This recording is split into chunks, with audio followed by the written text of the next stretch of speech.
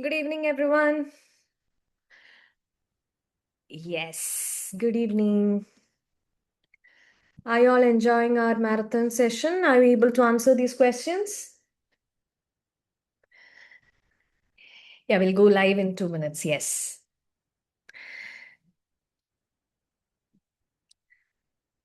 Are you able to answer these questions?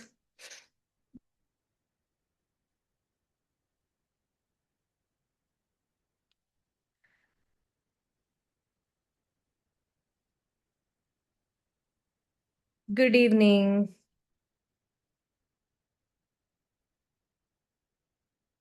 എന്താ തിരുവാണിക്കുളം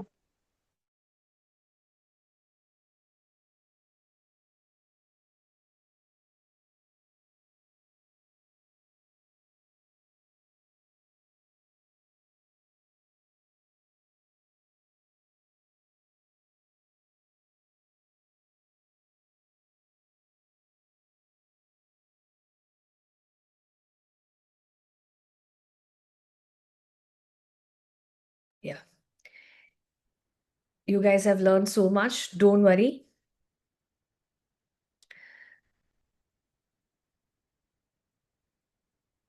Yeah.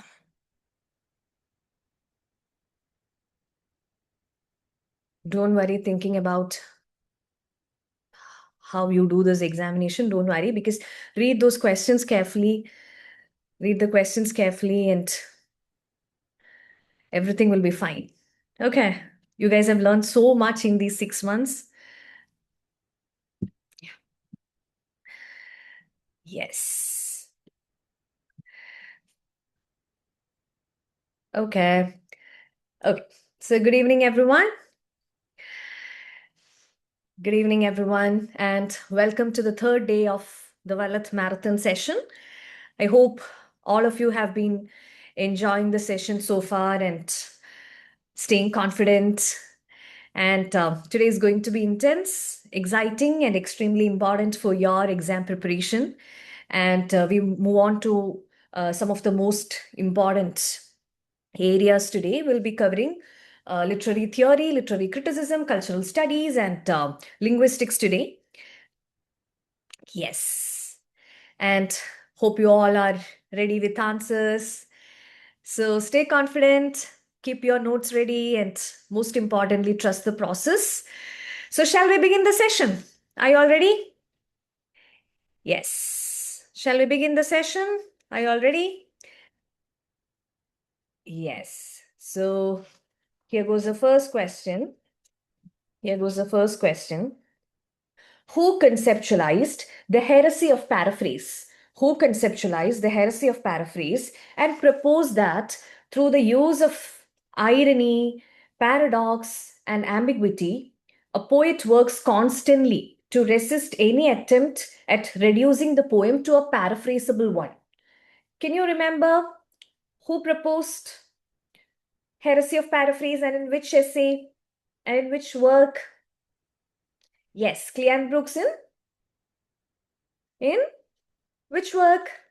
Well written, very good. In well written, yes, in well written, very good. Who wrote Seven Types of Ambiguity? Who wrote Seven Types of Ambiguity? William Epson. And I'm sure you're familiar with the year of publication, 1930. Yes, 1930. 1930. Yes. And who introduced this concept of defamiliarization? Defamiliarization. Yes. That refers to the literary device where language is used in such a way that ordinary and familiar objects that look strange. Yeah, that are made to look strange. Yes. Victor Slowinski, in which essay? In which essay? He famously proposed this concept of defamiliarization in which essay?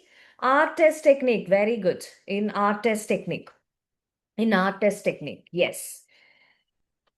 Who discussed the concepts of metaphor and metonymy as two rhetorical figures representing two fundamental ways of organizing discourse. And he suggests that a language has a bipolar structure oscillating between the points of metaphor and metonymy. Remember? And He essentially argued that poetry is essentially metaphoric and prose is metonymic. Can you remember Roman Jakobson, and in which essay? That is again a popular essay by him. Remember the title of the essay? Very good. Two aspects of language and two types of aphasic disturbances. Yes, two aspects of language and two types of aphasic disturbances. Yes, very good. Can you remember the year of publication of Practical Criticism? That is again a PYQ. Practical Criticism. The same year in which Room of One's Own got published. So which year? 1929. Very good. 1929. And in which work, I.A. Richards, he discussed the theory of language and the two uses of language as scientific and emotive. Can you remember the title of the work? Can you remember the title of the work in which he discussed the theory of language and the two uses of language as scientific and emotive one? Principles of Literary Criticism. Very good. Principles of Literary Criticism. Principles of Literary Criticism. Yes. And can you remember the year of publication associated with the Great Tradition, F.R. Lewis' Great Tradition? 1948. Yes. Which work by J. Hillis Miller can be considered as a reply to M.H. Abraham's Deconstructive Angel? Yes. Critic as host. Critic as host. Yes. In critic as host. Yes. Critic as host. Very good. And can you remember the anthology, the manifesto associated with the Chicago School, which is also known as New Aristotelian School? Can you remember the manifesto associated with Chicago School? Critics and Criticism, Ancient and Modern. Yes, Critics and Criticism, Ancient and Modern. Very good. Yes. Okay. Who wrote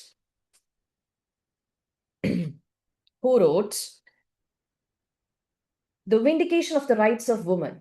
Who wrote Vindication of the Rights of Women? Mary Wollstonecraft. Very good. Mary Wollstonecraft. And who wrote Man-Made Language? Who wrote Man-Made Language? Remember? Man-Made Language by? Remember the feminist critic who wrote Man-Made Language, where she discussed about the politics of language and gender. Dale Spender, very good. And the year of publication was 1981. And who introduced Écriture Feminine? Who introduced Écriture Feminine? And in which essay? Helen Sixois. Yes. In which essay? Originally written in French language? Yes. Laugh of the Medusa. And who distinguished between the semiotic and symbolic elements of language? Who famously, yes, distinguished between the symbolic and semiotic aspects of language? Julia Kristeva. Very good. Julia Kristeva. Yes. Yes. Julia Kristeva. Very good. And I'm sure you're familiar with this motto associated with second wave of feminism, that is personless political. And can you remember the title of the essay from which this term, from which this motto has originated? Can you remember the title? There is an essay written by, the title of the essay is The Personal is Political, that got published in the year 1969. Very good. Carol Hanisch. Yes, Carol Hanisch essay, The Personal is Political. Yes, from that particular essay, this motto has originated. 1969. Very good. Yes. And who introduced these ideas of gender performativity in her book, Gender Trouble, that got published in the year 1990? Judith Butler. Judith Butler. Yes, Judith Butler. And who wrote The Dialectic of Sex? Who wrote Dialectic of Sex? Remember, Dialectic of Sex. American feminist critic Shulamit Firestone, very good. Shulamit Firestone, who wrote? Yes, who wrote Dialectic of Sex? That is also again an important work in feminist criticism written by an American feminist critic. Yes. And who coined this term, lesbian continuum? Who coined the term lesbian continuum, which seeks to incorporate a whole range of woman-woman relations? Adrienne Rich. Yes, Adrienne Rich. And who wrote the essay, Is Female to Male as Nature to Culture? That is again a famous essay that explains in structuralist anthropology that, yes, the presence of the presence in diverse cultures of the idea that women are subordinate to men, the underlying idea of othering. Can you remember who wrote this influential essay that got published in the year 1974? Sherry B. Ortner. Okay, please remember Sherry B. Ortner, who wrote this influential essay, Is Female to Male as Nature to Culture? That is again a major essay written by Sherry B. Ortner. Yes. Yeah, Sherry B. Ortner. Very good. Yes. Who wrote, who wrote, who introduced this term self-fashioning to describe the process of constructing one's identity and public persona according to a set of socially acceptable standards? Remember, he coined this term in this major work, Renaissance Self-Fashioning from Mood to Shakespeare, where he studies the 16th century life and literature. Stephen Greenblatt, very good. Stephen Greenblatt. And can you remember the year of publication of Renaissance Self-Fashioning? 2 years after Orientalism. So, which year? 1980. 1980. Yes, 1980. And who wrote this collection of essays, who edited these collection of essays titled Political Shakespeare? Political Shakespeare. Can you remember? This is again a major work associated with cultural materialism. Jonathan Dollimore and Alan Sinfield. Yes. Political Shakespeare. Very good. And yes, again, who coined this term cultural materialism? Who coined this term cultural materialism? And later it got popularized through these essays. Yes, Raymond Williams. Raymond Williams. Yes, Raymond Williams. Very good. Who popularized, and later the term got popularized through these collection. Through this collection. Yes. Then, who introduced this concept of gynocriticism? Who introduced the concept of gynocriticism, a criticism of gynotext by women who are not passive consumers but active producers of meaning? Can you remember? Elaine Showalter. And in which essay she developed this term? She discussed this term. In which essay? In Towards a Feminist Poetics. In Towards a Feminist Poetics, she introduced this essay. And that is part of this collection, Literature of Their Own. That is part of this collection, Literature of Their Own. And in this particular essay, Towards a Feminist Poetics, she coined this term. Yes. Who famously criticized D.H. Lawrence, Henry Miller's Tropic of Cancer and Tropic of Capricorn, and Norman Mailer's Naked and the Dead, D.H. Lawrence, Lady Chatterley's Lover. Remember? Kate Millett. Very good. Kate Millett. And in which work? And in which work she criticized these writers? Sexual politics. Sexual politics. Very good. In sexual politics. And who introduced this concept of Cora, or the pre-linguistic pre-Oedipal signifying process? Julia Kristeva. Yes, Julia Kristeva. And who wrote Feminine Mystique? Who wrote Feminine Mystique? That got published in the same year as that of Cry the Peacock by Anita Desai. Remember? So in which year? 1963. Very good. And in the year 1963. Yes. and in the year 1963. Very good. Okay. Yes, Betty Friedan. Betty Friedan, right answer. Who wrote Woman in the 19th Century? Woman in the 19th Century, that got published in the year 1845. First editor of Dial. That's the clue. Margaret Fuller. Yes, Margaret Fuller. Can you remember the sequel to Room of One's Own? Can you remember the sequel to Room of One's Own that got published in the same year as that of The Birth of Girish Karnad, Uma Parameshwaran, the publication of Kantapura? So which year?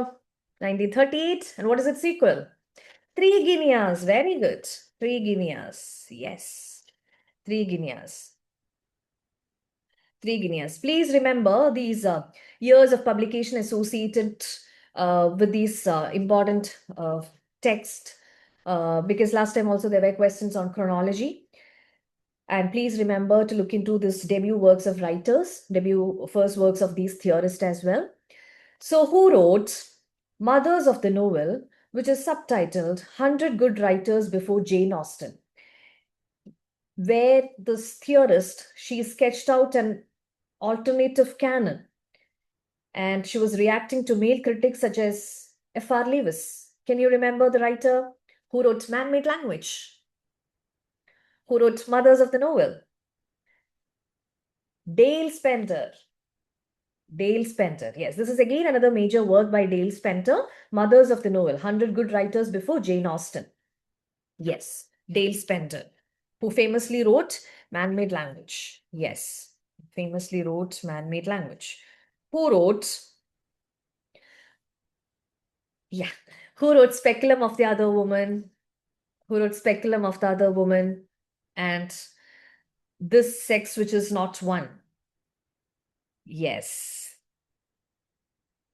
Through these works, she famously argued that woman always lacks a subjectivity in Western discourses. Can you remember the writer? Louise Irigaray. Yes. Yes, Louise Irigaray. Very good. Yes. Then, who wrote, who wrote, who famously argued that, culture is ordinary, it is a whole way of life? Who famously made this argument?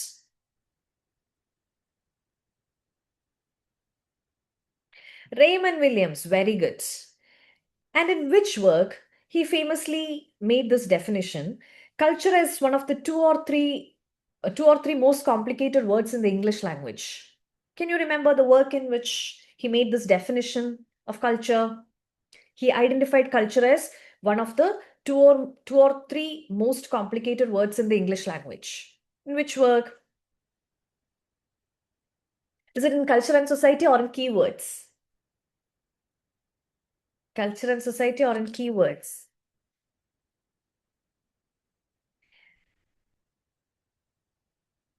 Not published in the year 1958. So which work? Keywords. Very good. Keyword. That is also a major definition by, yes, Raymond Williams. Okay. Yes, Raymond Williams. Then, who wrote a theory of literary production? Who wrote a theory of literary production? There, he discussed about the view of literature as a product. Can you remember the writer? Pierre Macri. Pierre Macri, yes. Okay. Then, who wrote comment? Yes. Who wrote History of Sexuality? Who wrote History of Sexuality? Remember, who wrote History of Sexuality? Birth of Clinic, Archaeology of Knowledge. Yes, Michel Foucault. Yes, Michel Foucault. Michel Foucault. Yes. Then, who wrote From Work to Text? Who wrote From Work to Text? There he decodes this idea of the reader, and yes, who suggests that structure of narrative negotiates between the language and the reader. And I can give you a clue. He also wrote mythologies. Who wrote From Work to Text? Roland Barthes. Roland Barthes, yes. Roland Barthes, very good. Then, who wrote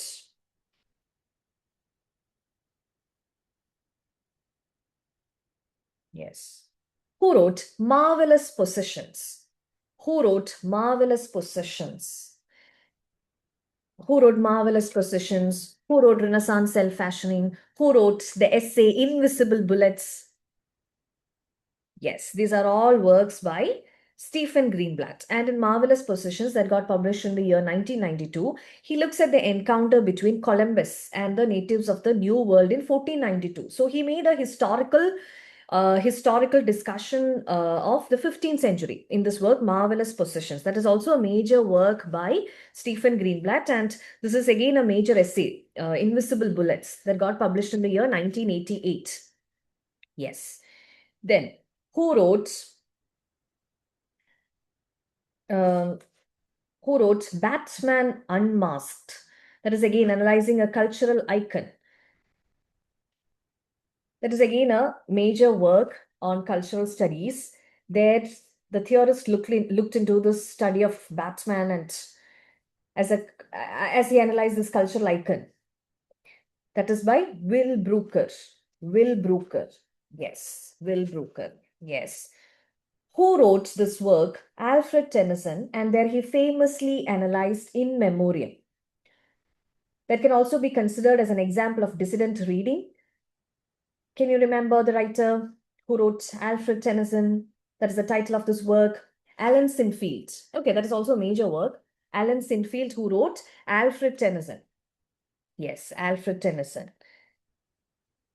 Yeah, by Alan Sinfield. Yes. Okay. Then, who wrote Can the Subaltern Speak? Who wrote Can the Subaltern Speak? By Gayatri Chakrabarti Spivak. Yes, by Gayatri Chakrabarti Spivak, who wrote Can the Subaltern Speak? Then, who introduced this idea of contrapuntal reading? Contrapuntal reading, remember who introduced this idea?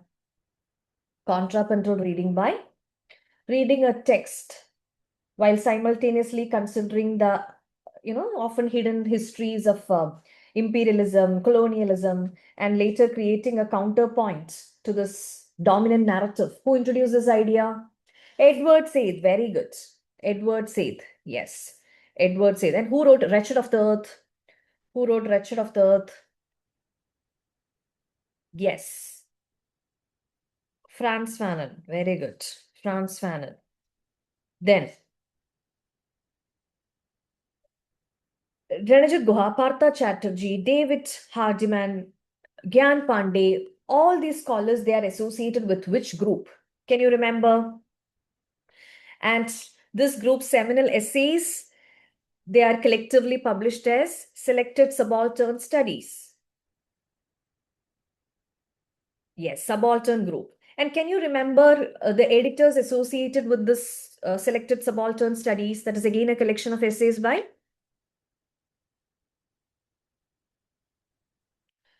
Ranajit Guha and Gayatri Spivak. And who wrote the foreword to this particular collection? Who wrote the foreword? Edward Said, who wrote the foreword to this essay collection. Yes. Who wrote the foreword to this essay collection? Edward Said. Yes. Then, who discussed the concept of strategic essentialism? Who discussed the concept of strategic essentialism? Gayatri Chakrabarti Spivak. Very good. Gayatri Chakrabarti Spivak. And who wrote Culture and Imperialism? Who wrote Culture and Imperialism? By Edward Said. Yes. Edward Said. And can you remember the year of publication? Can you remember the year of publication? 1993. Yes. 1993. Who wrote In Other Worlds? Who wrote In Other Worlds? Who wrote Can the Subaltern Speak? Who wrote In Other Worlds? Gayatri Chakrabarti Spivak. Very good. Gayatri Chakrabarti Spivak. Who introduced this concept of double consciousness? Who introduced this idea of double consciousness? Remember? Yes. W.E.B. Du Bois. Yes. And who wrote The Souls of Black Folk? The Souls of Black Folk. Can you remember? The Souls of Black Folk. Yes, that is also a major work by W.B. Du Bois. Who wrote Totem and Taboo? Who wrote Totem and Taboo? Who wrote Beyond the Pleasure Principle? Who wrote Ego and the It? These are all works by Sigmund Freud. Can you remember the year of publication of Interpretation of Dreams?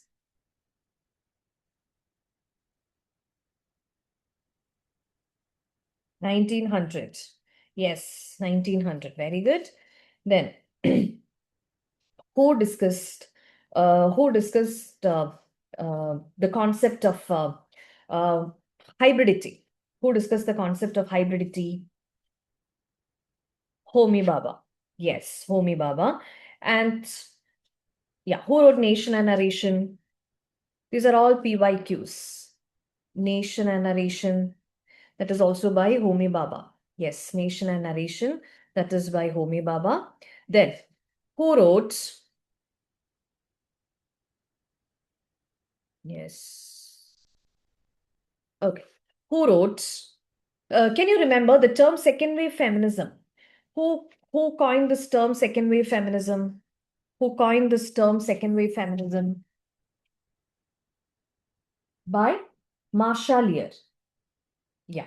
Then, who discussed the concept of intersectionality? Intersectionality.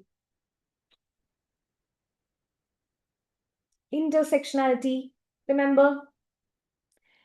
Yes, Crenshaw. Yes, Kimberly Crenshaw. Yes. Then, who wrote Memoirs of Mary Wollstonecraft? Memoirs of Mary Wollstonecraft. Again, autobiographical work on biography of Mary Wollstonecraft. Who wrote this work? Remember, is it Mary Shelley or William Godwin? Again, that is again a PYQ. Godwin, yes. Godwin, very good. Then, who discussed this concept of anxiety of influence? Who discussed the concept of anxiety of influence? Harold Bloom. Harold Bloom. And can you remember the year of publication of Anxiety of Influence? PYQ again.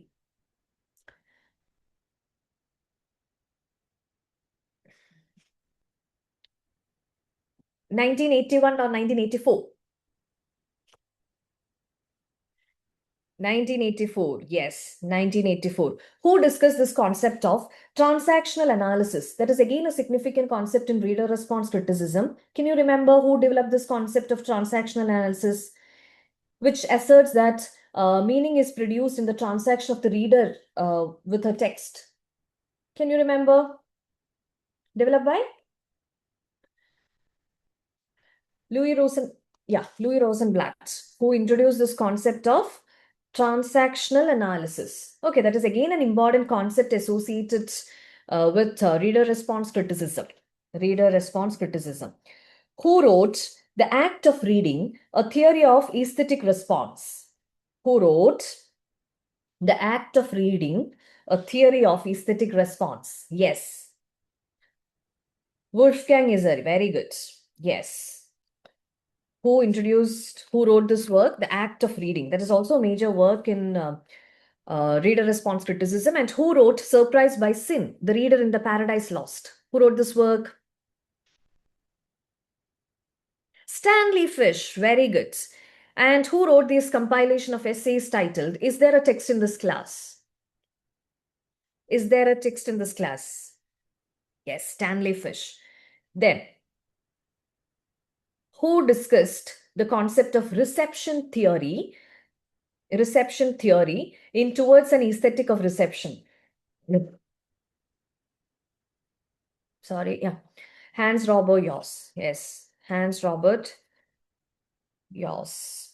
Yes. And who introduced this concept of implied reader? Implied reader.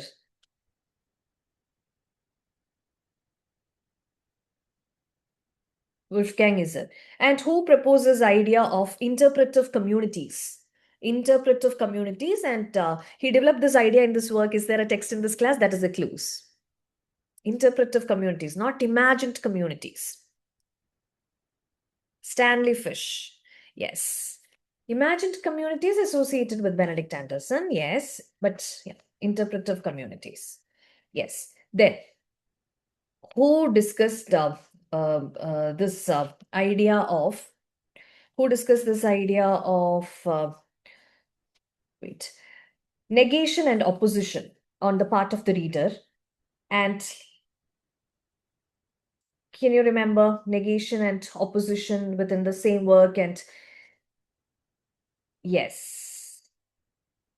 Okay, then horizon of expectations. Can you remember who discussed this term of horizon of expectations?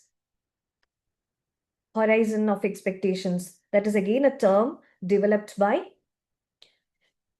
Hans Robert Yoss in order to explain how a reader's expectations or frame of reference is based on reader's past experience with the text. Yes. Then, who wrote, who wrote, yeah, surprise by saying yes, that we asked, then, yeah, yeah. Who discussed about, give me a moment. I was about to ask you a question. Yes, who wrote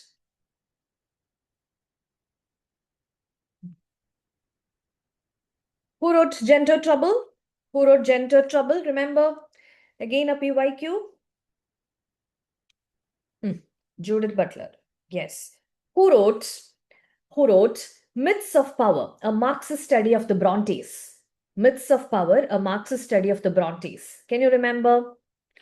There you can see how he analyzed Emily Bronte's Wuthering Heights. Is it Roland Barthes or is it Terry Eagleton? Terry Eagleton. Please remember, this is again an important text. And who wrote Criticism and Ideology? Who wrote Criticism and Ideology? That is also a major work by Terry Eagleton. And who wrote Literary Theory, Ideology of the Aesthetic, Illusions of Postmodernism? All these are works by Terry Eagleton. Yes, Terry Eagleton. Yes. Can you remember the year associated with the establishment of this journal, New Left Review? Again, an important text in Marxist criticism and culture studies, New Left Review. Remember? 1960. 1960. Yes, 1960. Then who wrote In Theory, which is subtitled Classes, Nations, Literatures? Can you remember? Ejaz Ahmed. Very good. Ejaz Ahmed. Yes. And who wrote The Country and the City? The narrative technique is also important here, in which chapters about literature alternate with chapters on social history. Raymond Williams. Yes. And who wrote Marxism and Literature?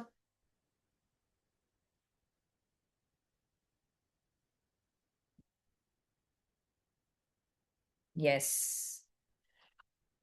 Raymond Williams. Can you remember the year of publication? 1977. Yes.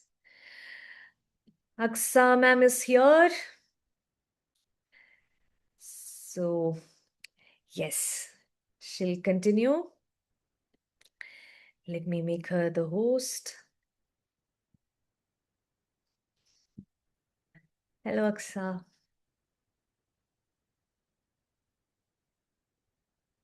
Yes.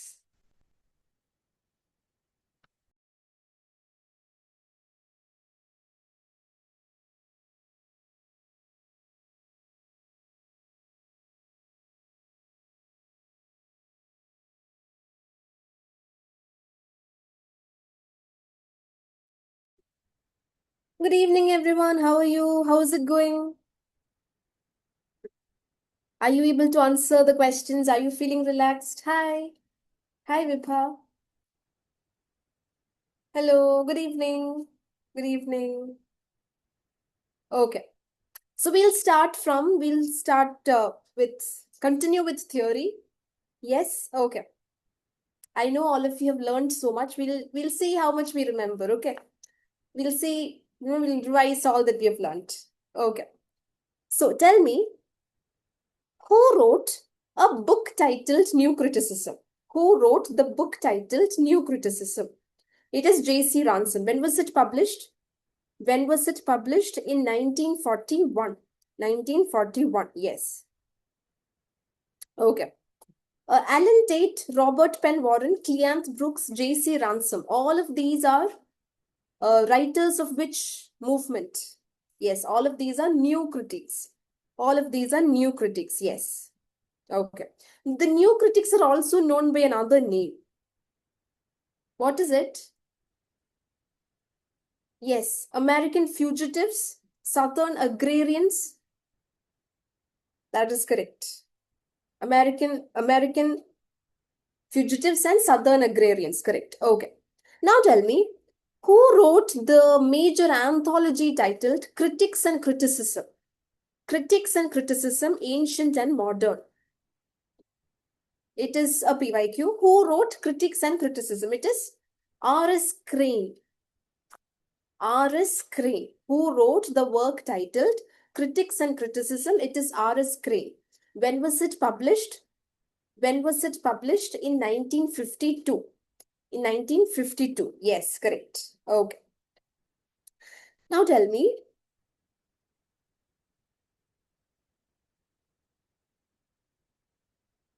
who wrote Principles of Literary Criticism? Principles of Literary Criticism. It is I.A. Richards. So I.A. Richards, when he was teaching new criticism, the idea of new criticism in the class, he asked his students to read a particular poem. Which poem? It is Piano. Who wrote the poem Piano? Who wrote the poem Piano? It is D.H. Lawrence. D.H. Lawrence. New critics gave a lot of importance to the form of a text. Is that true? New critics gave a lot of importance to the form of a text. Yes, correct. Is T.S. Eliot a new critic? Is T.S. Eliot a new critic? Yes. Okay. Yes, that is correct. Who said honest criticism and sensitive appreciation should be directed not upon the poet but upon poetry? Who said this? This is also a previous year question. It is T.S. Eliot. It is T.S. Eliot. That is correct. Okay. Now tell me. We know that I.A. Richards is a new critic. He wrote the work titled The Meaning of Meaning. Tell me, when was it published? The Meaning of Meaning.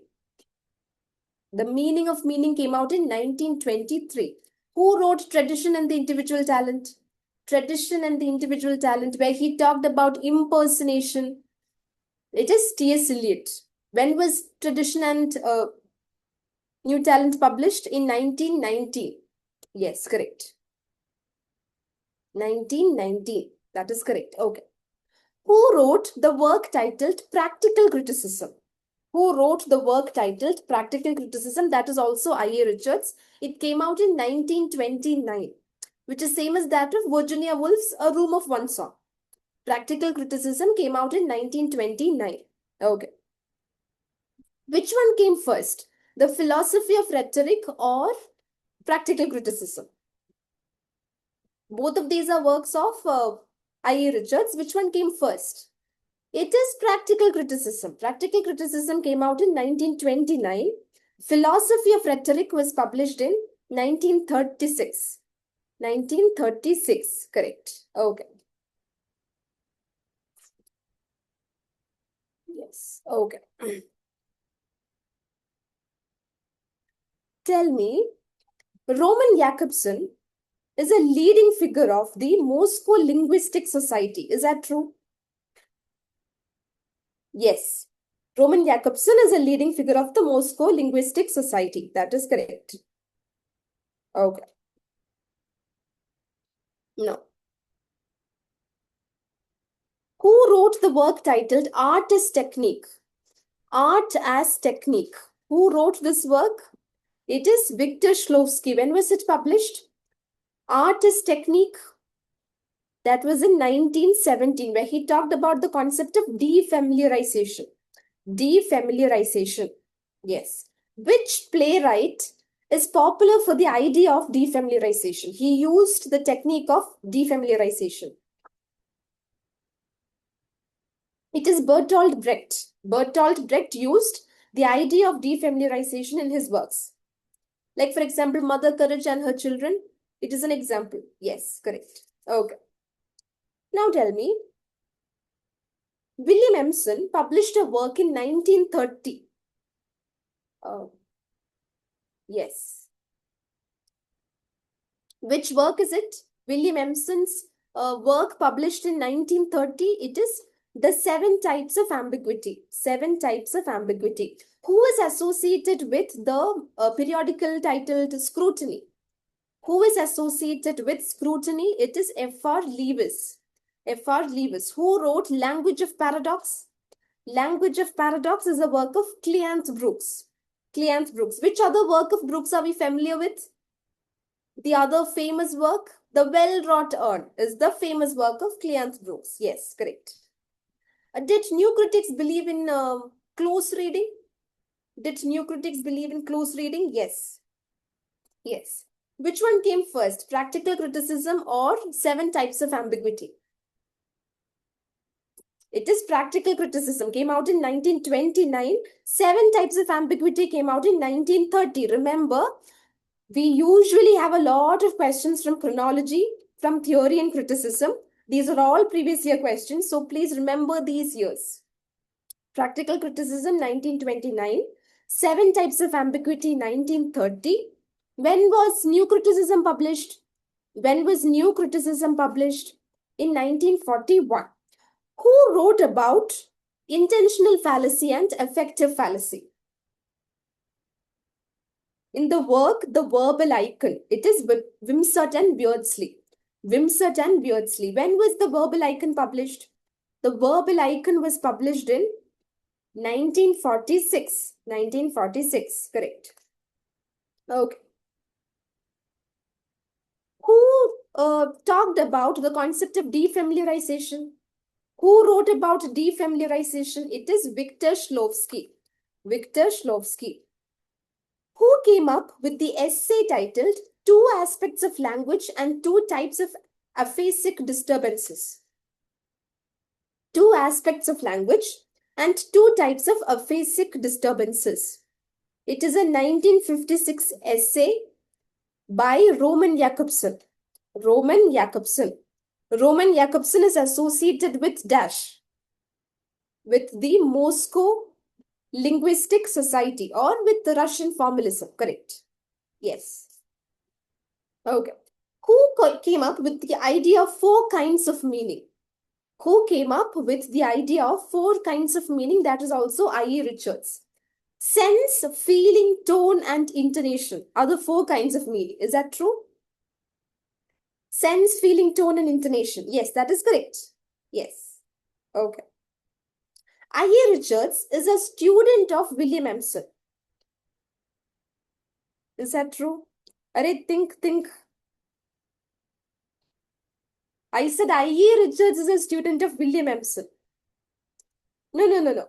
William Emerson is a student of I.E. Richards. William Emerson is a student of I.E. Richards. William Emerson wrote The Seven Types of Ambiguity, published in 1930. Remember, 1930. Who wrote the work The Great Tradition? The Great Tradition. It is F.R. Lewis, who is also associated with Scrutiny. When was The Great Tradition published? In 1948. In 1948. Who are the four great English novelists mentioned? The four great novelists: Jane Austen, George Eliot, Henry James, and Joseph Conrad. These are the four people mentioned in The Great Tradition. Whose concept is the language of paradox? which was mentioned in the well-wrought urn, modern poetry and the tradition. Yes, it is Cleanth Brooks. Cleanth Brooks. Cleanth Brooks wrote the well-wrought urn in 1947. Who wrote modern poetry and the tradition?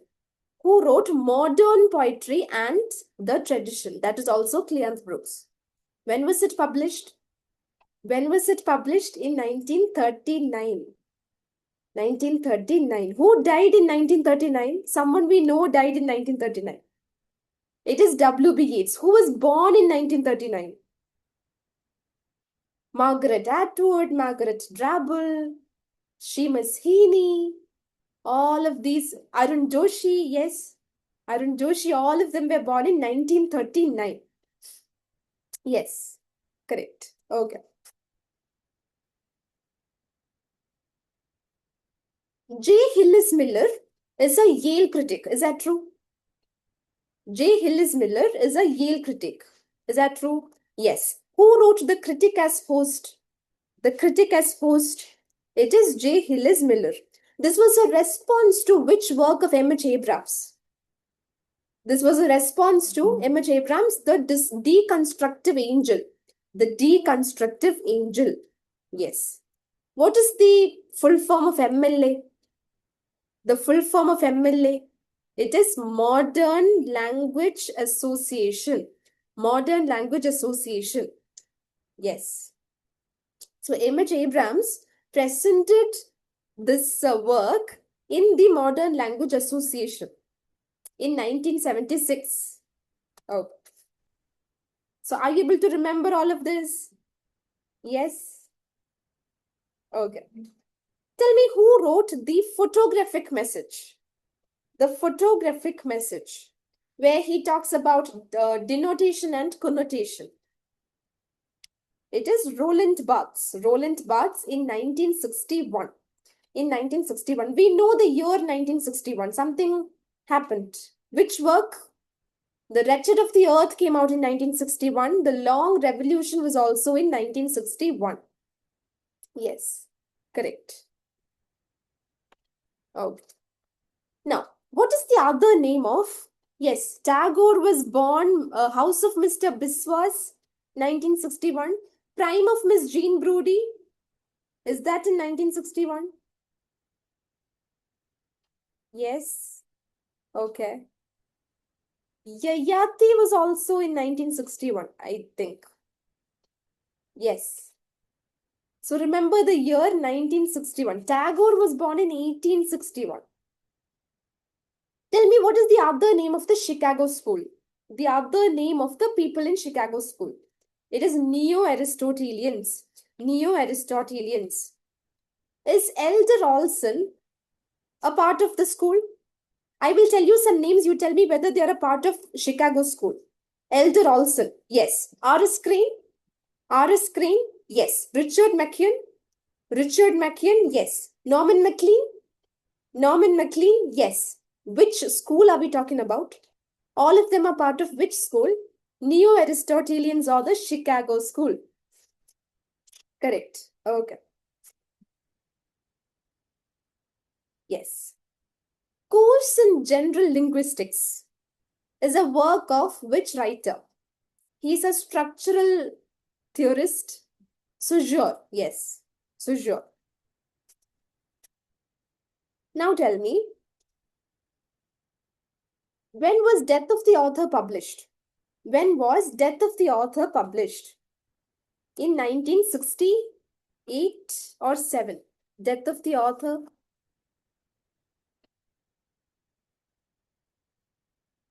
When was it published? In 1967. 1967. Yes. Now, which one came first? Writing Degree Zero or Mythologies? Both of these are works of Roland Barthes. Which one came first? Writing Degree Zero or Mythologies? It is Writing Degree Zero. Writing Degree Zero was published in 1953. Mythologies came out in 1957. Death of the Author was published in 1967. 1967. Yes. The pleasure of the text is a work of, the pleasure of the text is a work of Roland Barthes. Roland Barthes, yes. Remember the years of these works because these are all usual questions. For example, Writing Degree 0, Mythologies, S bar Z. S bar Z was published in? S bar Z was published in 1970, yes. Then The Pleasure of the Text is also an important work. Death of the Author is an important work. Yes, okay. Now tell me, who identified three types of signs? The iconic, indexical, and the symbolic. Iconic, indexical, and the symbolic. It is C.S. Peirce. It is C.S. Peirce. Yes. Who is associated with structural anthropology? Structural anthropology. It is Claude Lévi-Strauss. Claude Lévi-Strauss. Correct.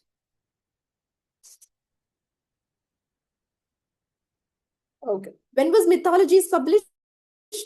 When was Mythologies published? In 1957. 1957. Yes, correct. Okay. In which work did Roland Barthes introduce the concept of the readerly and the writerly text? It is in S bar Z. S bar Z. He talks about this idea in several texts, but he introduces the concept in S bar Z. Yes, okay. In Saracen, Barthes identified dash units of meaning. How many units of meaning were identified? It is 561. 561 units of meaning were identified. And it was divided into 5 codes.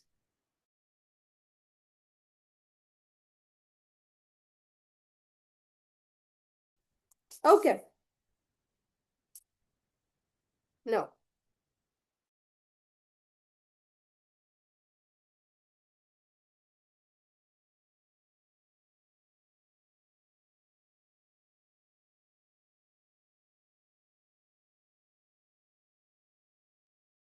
Yes. Okay.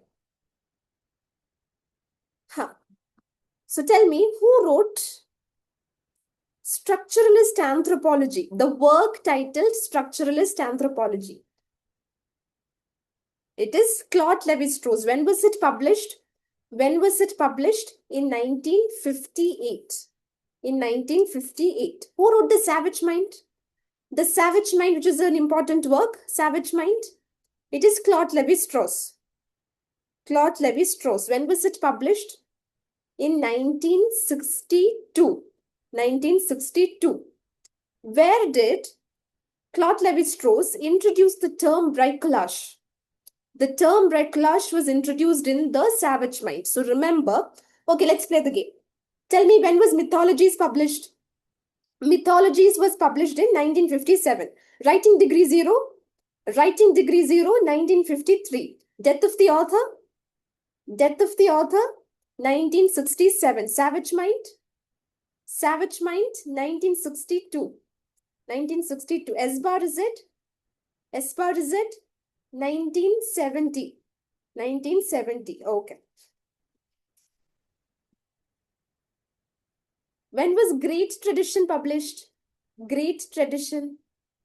That was in 1948. 1948. Okay. Correct. Who is associated with myth criticism? Who is associated with the most prominent name? It is Northrop Frye. Northrop Frye wrote dash in 1957. It is Anatomy of Criticism. Anatomy of Criticism. Okay. It was published in 1957, which is same as that of, Mythologies. Yes, correct. Mythologies. Okay. Tell me, who wrote the essay titled Structure, Sign and Play. Structure, Sign and Play. It is Derrida. Derrida is associated with which school? Derrida is a part of post-structuralism. Post-structuralism. Yes. Okay. Out of structuralism and post-structuralism, which school believed that there is no form at all? The center itself is an illusion. Which school believed this? It is post-structuralism. Is deconstruction a part of post-structuralism? Yes, that is correct. Okay. Now, tell me, who introduced the concept called difference? It is Derrida. It is Derrida. Who came up with the idea of transcendental signified? Transcendental signified, that is also Derrida. That is also Derrida. Yes. Who wrote the essay titled Signature Event Context? Signature Event Context. That is also Derrida, which was in 1972. 1972.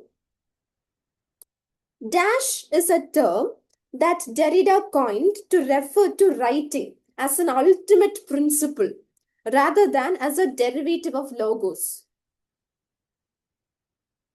It is archi-écriture. Archi-écriture. That is correct. Yes, good. Okay. Yeah. Who talked about the ideas of trace and play? The ideas of trace and play, these are all ideas of Derrida. Remember, these are all ideas of Derrida. Correct. Okay. Now tell me, Paul Diman, Jeffrey Hartman, J. Hillis Miller, Harold Bloom. Which school is this? These are all members of the Yale School. Yes, these are all members of the Yale School. Okay. Now, deconstruction and criticism, which is an anthology. It is an anthology of which school? This was an anthology authored by the members of a particular school. Which school? Yes, Yale School. Yale School. Which is the work of J. Hillis Miller that you're familiar with? Which was a response to M.H. Abrams. It is the Critic as a Host. Critic as Host. That is correct. Okay. Yes. Now, who said on or about December 1910, human nature changed? It is Virginia Woolf. It is Virginia Woolf. The heap of broken images is a line from The heap of broken images is a line from The Wasteland. From The Wasteland. Yes. Joseph Conrad is a part of the Great Tradition. The four people mentioned in the Great Tradition. Yes. Jane Austen is a part of the people mentioned in Great Tradition. Yes. Yes, that is also correct. Okay. Salvador Dali is associated with Surrealism. Is that true? Yes, that is true. That is true. Arthur Simmons wrote the Simplest Manifesto. Is that correct? Yes. Marcel Duchamp is associated with a painting called Fountain. Is that true? Yes, that is also correct. Okay. Tristan Zara is associated with Dadaism. Is that true? Yes. Okay. Andre Breton is associated with which avant-garde movement? Andre Breton is a part of Surrealism. He is associated with Surrealism along with Salvador Dali. Which is this famous painting of Salvador Dali? The Surrealist famous painting of Salvador Dali where time flows. It is the persistent memory. Persistence of memory. Persistence of memory. Correct. Okay. Yes. Now tell me, On or about December 1910, human nature changed. This is a line from which work of Virginia Woolf? It is from Mr. Bennet and Mrs. Brown. Mr. Bennet and Mrs. Brown, which came out in the year 1924. 1924. Make it new is the phrase of related with imagism, which was associated with Ezra Pound. Yes. Okay. Yes. Fountain is not a painting, it is rather a sculpture. Yes. It is a sculpture made by Marcel Duchamp. That is correct. Persistence of memory is a painting. That is correct, Anshika. Okay. Tristan Zara is associated with which movement? It is Dadaism. It is Dadaism. Yes. Okay. Now tell me, who wrote the work titled Some Imagist Poets? Some Imagist Poets. It is Amy Lovell. Amy Lovell. Amy Lovell. Hilda Doolittle is a part of which movement? Hilda Doolittle. Is she a part of the Imagist movement? Yes. Which is this famous phrase associated with Imagism? The famous phrase? It is make it new. Make it new. Correct. Okay. Who wrote the Symbolist Manifesto? Who wrote the Symbolist Manifesto? That is Arthur Symons. Arthur Symons. Who wrote the existentialist play titled No Exit? This is the person who wrote the introduction to The Wretched of the Earth. It is Sartre. It is Sartre. Yes. Correct. Okay. So are you able to remember these questions? Are you able to remember these authors? Yes? Okay. Now tell me, who came up with the concept of hyper-reality? Hyper-reality. It is Baudrillard. Baudrillard came up with the idea of hyper-reality. Yes. Who said the Gulf War never happened? The Gulf War never happened. It is Baudrillard. It is Baudrillard. Okay. Can we take over? Thank you, Aksa. So we were doing literary theory. Ankita, you're also here. Hi, Ankita. Hi. So are you taking over or me? Okay, I can start.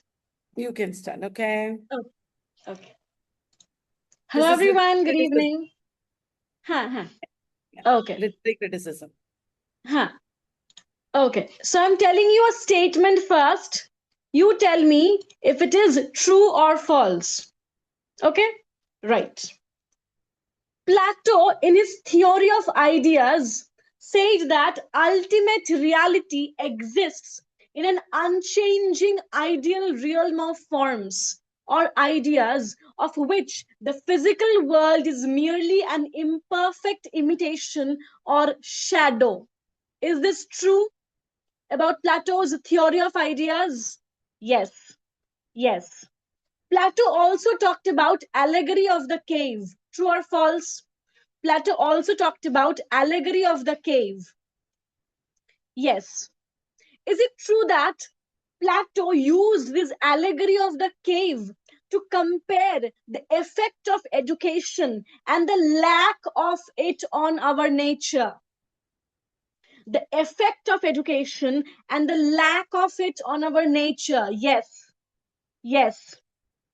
Tell me, Plato talked about the analogy of the sun in which book of the Republic?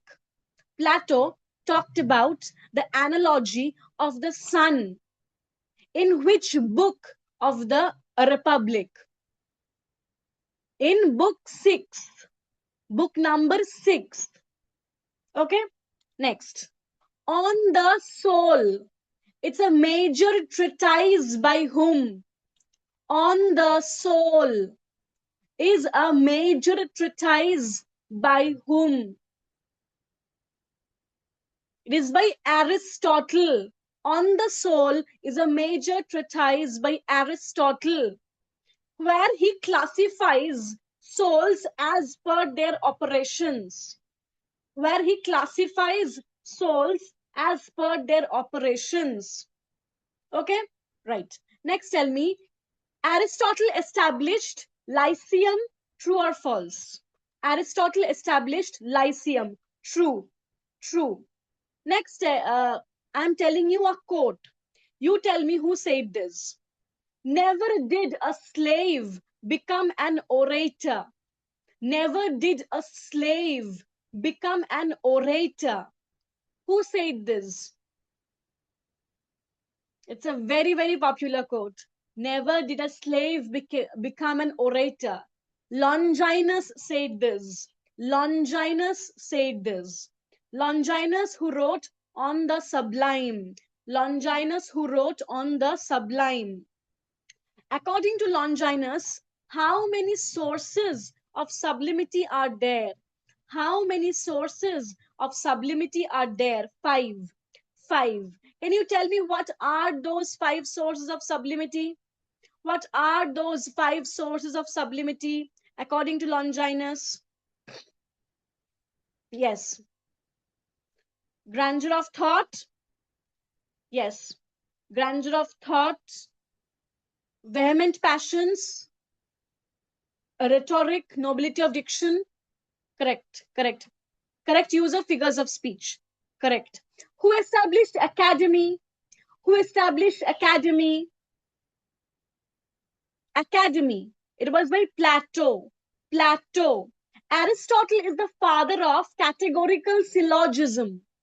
Is that true? Aristotle is the father of categorical syllogism. True. True. How many chapters are there in Aristotle's Poetics? How many chapters are there in Aristotle's Poetics? 26.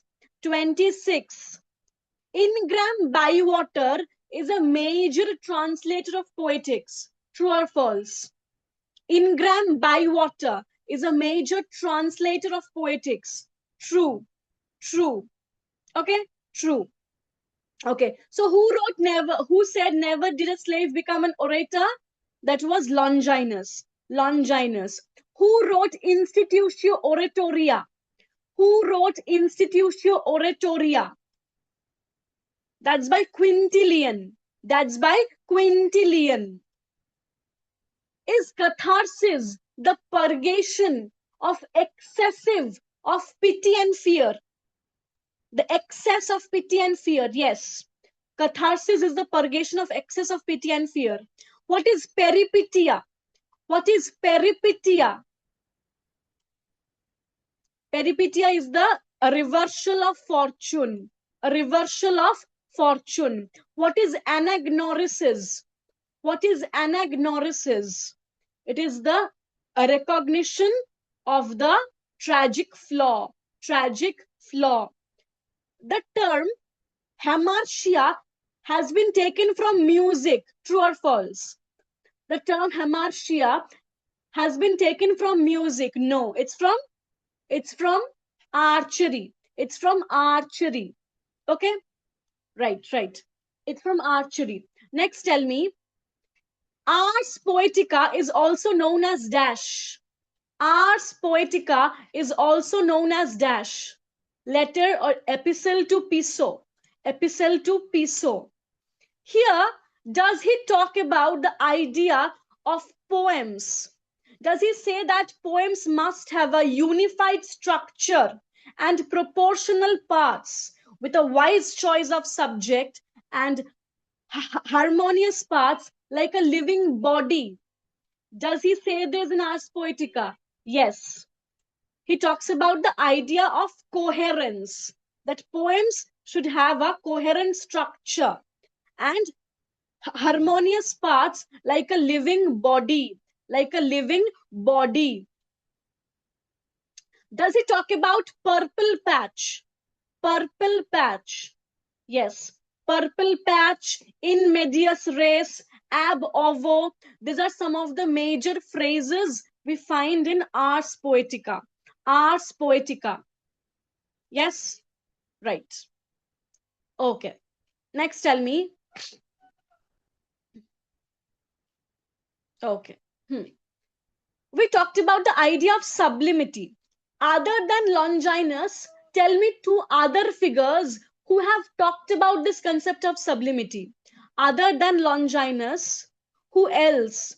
Edmund Burke and also Immanuel Kant.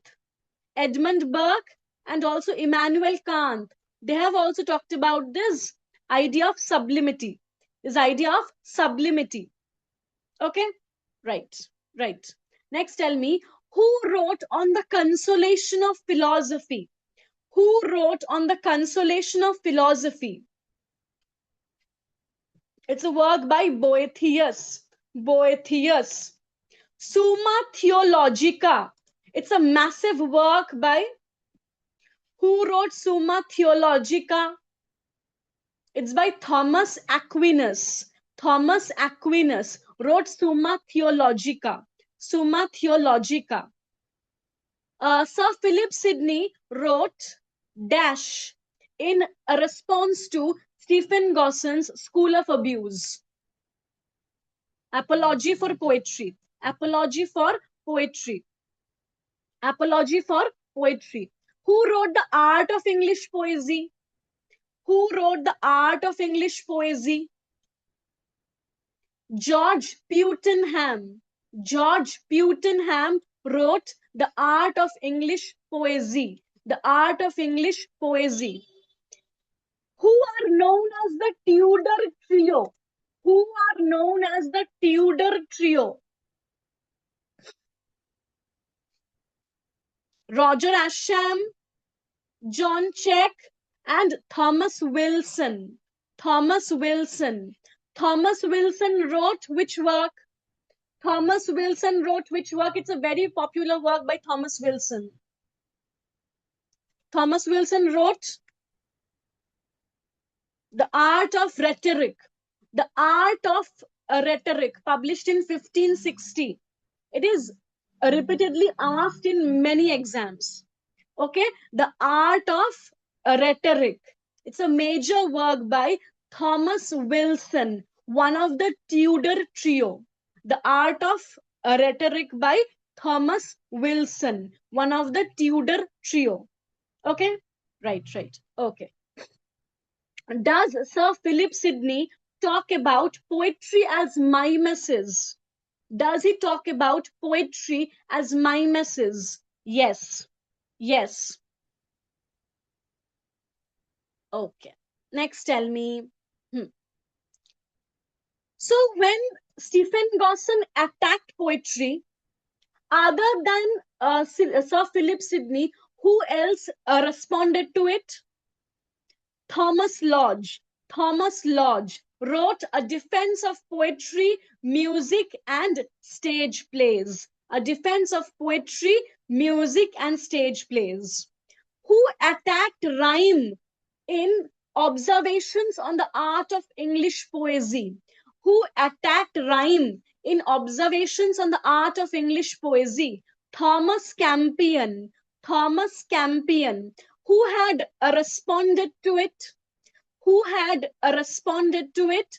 Samuel Daniel replied to it through his work, A Defense of Rhyme. A Defense of Rhyme.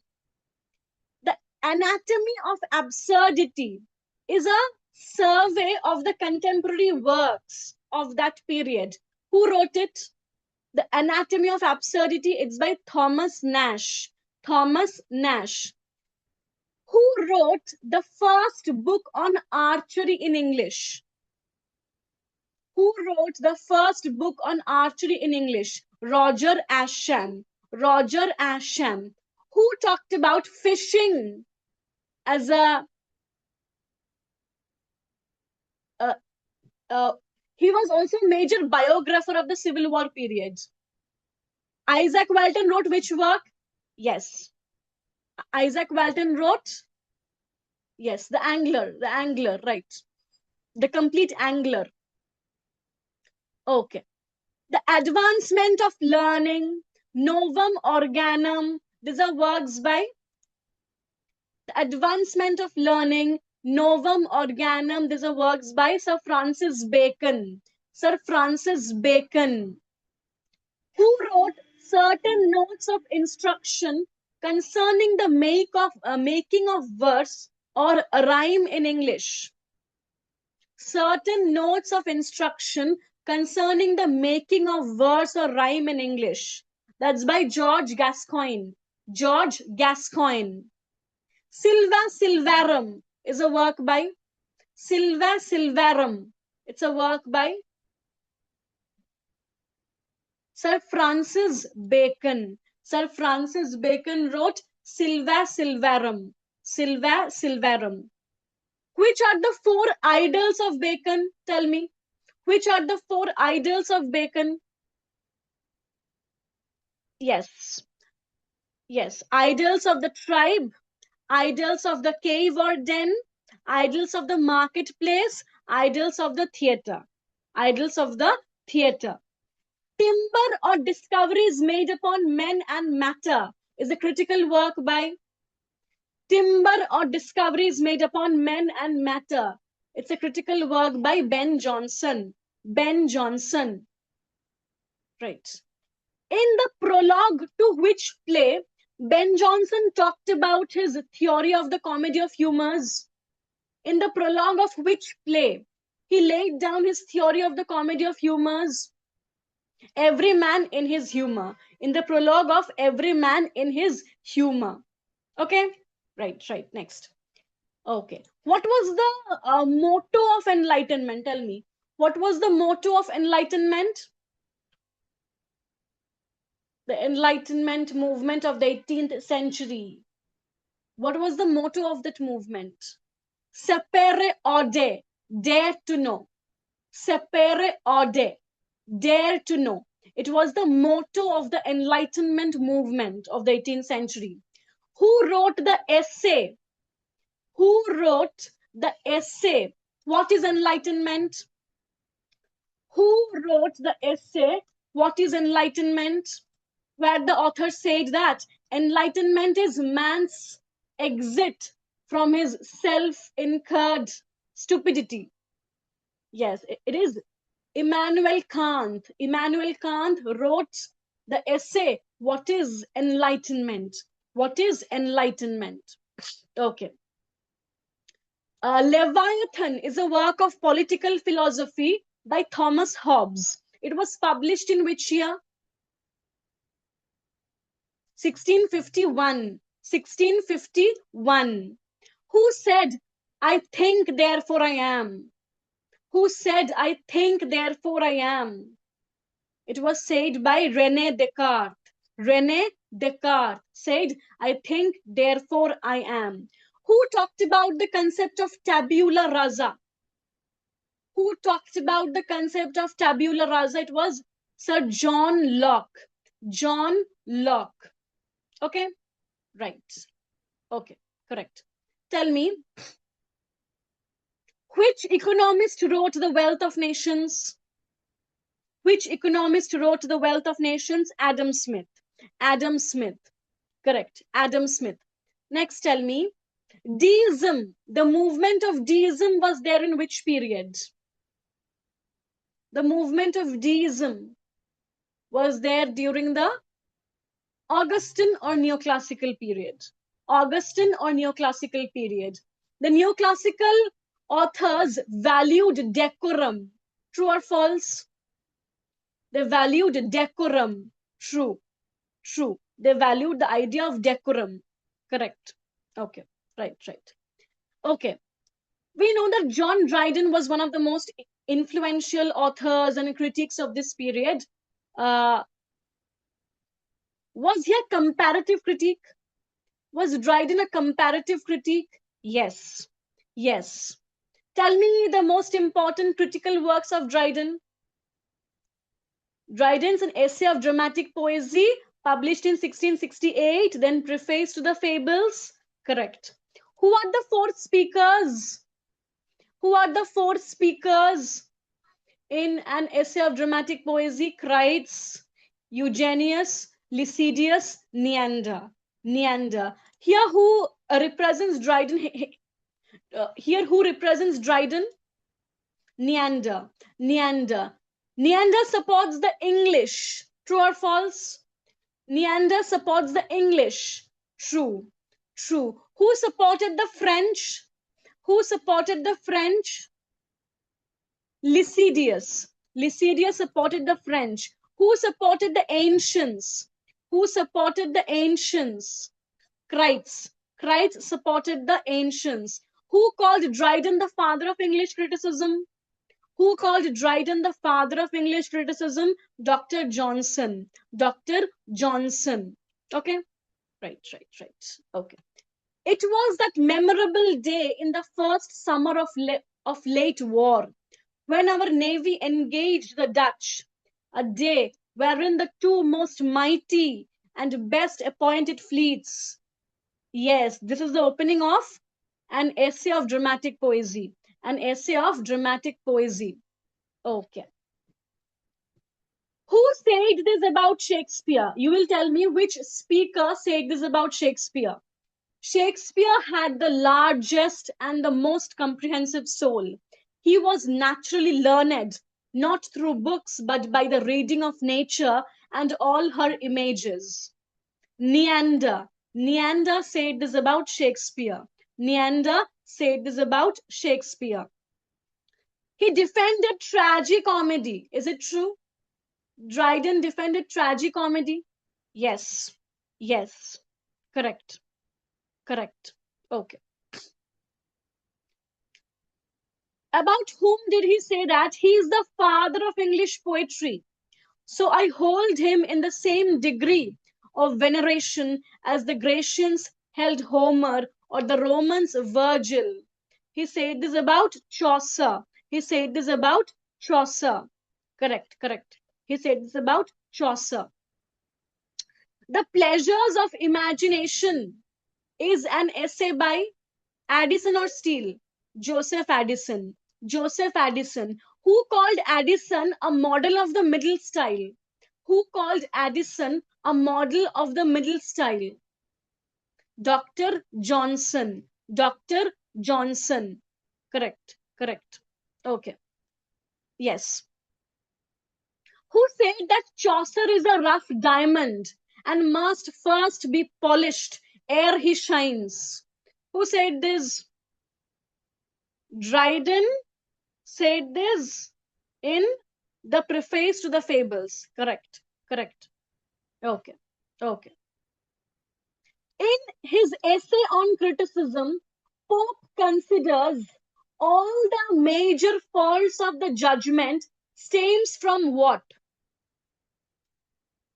In his essay on criticism, Pope considers all the major faults of judgment stems from what?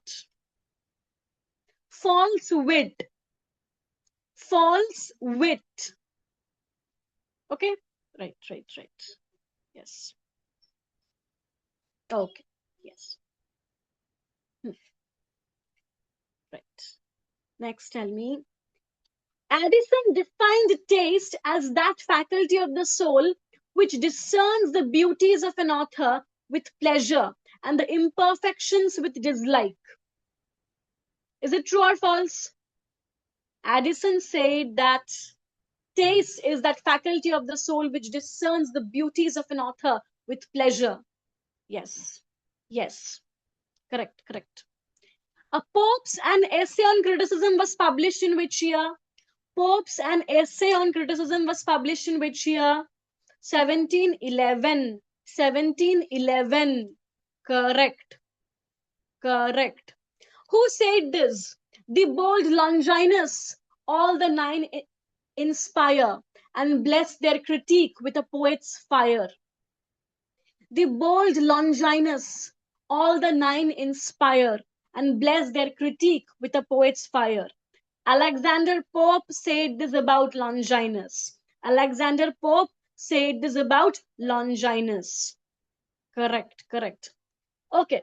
According to Matthew Arnold, The rule English criticism should clearly discern to avail itself of the field for the future should be disinterestedness. True or false? Did Arnold talk about disinterestedness? True. True. Correct. Correct. Okay. Right. Next. If I say that Dr. Johnson inaugurated biographical criticism through his work Lives of English Poets in 1781, will that be true? Yes. He inaugurated this subgenre of biographical criticism through his work Lives of the English Poets, published in 1781. 1781. Okay? It's the first systematic work of practical criticism in English. It's a collection of dash critical prefaces. It has how many critical prefaces? 52. 52. 52. Correct. He wrote which life first? Which life is there at the first? Life of Cowley. Life of Cowley. Correct. Life of Cowley. In Life of Milton, Samuel Johnson defends a rhyme against blank verse. True or false? In Life of Milton, Samuel Johnson defends rhyme against blank verse. True. True. Okay? Right. His preface to Shakespeare was published in? His preface to Shakespeare was published in 1765. 1765. Correct. Correct. Has he said that Shakespeare has disregarded unities of time and place? And according to Johnson, these unities are more troublesome than pleasurable. Is it true? Yes. Yes. He defends Shakespeare's use of tragicomedy. Does he defend Shakespeare's use of tragicomedy here? Yes. He has defended Shakespeare's use of tragicomedy. But does he say that Shakespeare lacks a clear moral purpose in his plays? Does he say that Shakespeare lacks a clear moral purpose in his plays? Yes. Yes. Correct. Correct. Okay. Okay. Wordsworth supported the use of the language of common man in his poetry. True or false? True. Absolutely true. He says that the poet is a man speaking to men. True or false? He says that yes, a poet is a man speaking to men. Correct. Correct. Yes. Okay. Correct. Okay. You have entered Wordsworth, so I thought I'll take over. Okay. Hi, everyone. We are going to talk about criticism from Romanticism onwards. Did Wordsworth introduce the concept of poetic faith? Did Wordsworth introduce the concept of poetic faith? Yes, Wordsworth introduced the concept of poetic faith. Okay, what is recrudescence in the context of Wordsworth? What is recrudescence in the context of Wordsworth? Recrudescence is the revival of the original emotion. When you recollect the experience, you revive your original emotion. That is called recrudescence. Okay, now, did Wordsworth introduce the concept of imagination as distinct from fancy? No. It is Coleridge who introduced the concept of imagination. Coleridge was influenced by which Romantics? Romantics from which country? Coleridge was influenced by the German Romantics. Very good. The German Romantics. What, according to Coleridge, deals with fixities and definites? What, according to Coleridge, deals with fixities and definites? Yes, that is fancy. And Coleridge said that something dissolves, diffuses, and dissipates in order to recreate. What is that? It is the secondary imagination. Very good. The secondary imagination. And Coleridge also talked about, as you know, the willing suspension of disbelief. The willing suspension of disbelief. Yesterday, we were already talking about who wrote the romantic imagination. It is C.M. Baura, who coined the term egotistical sublime. It is John Keats. He also coined the term negative capability. Okay, if Coleridge was influenced by German Romanticism, tell me who wrote the natural history of German life? One British writer wrote the natural history of German life. It is George Eliot who wrote the natural history of German life. Okay, that's by George Eliot. Was Carlyle influenced by German philosophy? George Eliot was influenced. One of the great tradition, yeah. Carlyle also was influenced. Arnold was also influenced. Isn't it? Great going, guys. Did George Eliot write silly novels by lady novelists? Yes, George Eliot wrote silly novels by lady novelists. If Henry James's Art of Fiction came in 1884, in which year was Percy Lubbock's Craft of Fiction? Was it before Henry James's book? No, the Craft of Fiction was in 1921. 1921. Okay, great. Then, do you know if Henry James is associated with the concept of ontological criticism? Is Henry James associated with the concept of ontological criticism? No, no, no, no, no. Henry James is associated with center of consciousness, limited point of view. Ontological criticism is J.C. Ransom. Is Henry James associated with the concept of disinterestedness? No, Henry James is not associated with the concept of disinterestedness. It is Matthew Arnold who's associated with disinterestedness. Very good. Criticism is a disinterested endeavor to propagate the best that is known and thought in the world, said Matthew Arnold, isn't it? Right. And now tell me, about what is this said? It marks a division in the author's mind. What is that? It marks a division in the author's mind. That is ambiguity. It is ambiguity, the seventh type of ambiguity. Okay. Who said culture is the study of perfection? Culture is the study of perfection. It is Matthew Arnold who said culture is the study of perfection. Did Matthew Arnold write any social criticism? Did Matthew Arnold write social criticism? Yes, Matthew Arnold wrote social criticism.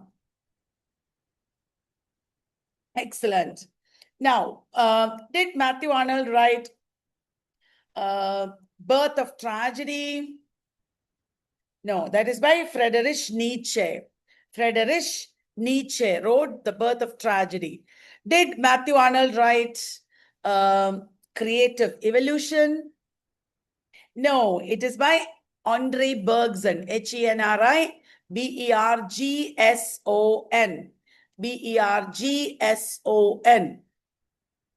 Did F.R. Lewis speak disparagingly or negatively about Charles Dickens in the Great Tradition? F.R. Lewis praised Jane Austen, George Eliot, Henry James, and Joseph Conrad. But he praised Hard Times, but he spoke disparagingly about Charles Dickens. Okay? Who coined the term implied author? Which critic coined the term implied author? It is Wayne C. Booth. Implied reader is Wolfgang Iser. Do you know who is associated with the concept of history of ideas? Who is associated with the concept of history of ideas? That man also wrote The Great Chain of Being. The Great Chain of Being. It is Arthur Lovejoy. Arthur Lovejoy. Who is the author of A Hero with 1,000 Faces? He is also associated with the concept of monomyth. Hero with 1,000 Faces. Joseph Campbell. Joseph Campbell. Who is the author of the book Mimesis? Who is the author of the book Mimesis? It is Auerbach. Auerbach. It's a PYQ. Mimesis is by Auerbach. Now, let me ask you a very easy question. Some of you might find it easy. There is an 18th century female writer who wrote a novel about a woman who gets inspired by chivalric romances. That woman wrote Shakespeare Illustrated. Do you know the author? She also wrote The Female Quixote. It is Charlotte Lennox. Charlotte Lennox wrote The Female Quixote and also Shakespeare Illustrated. Have you heard of that one?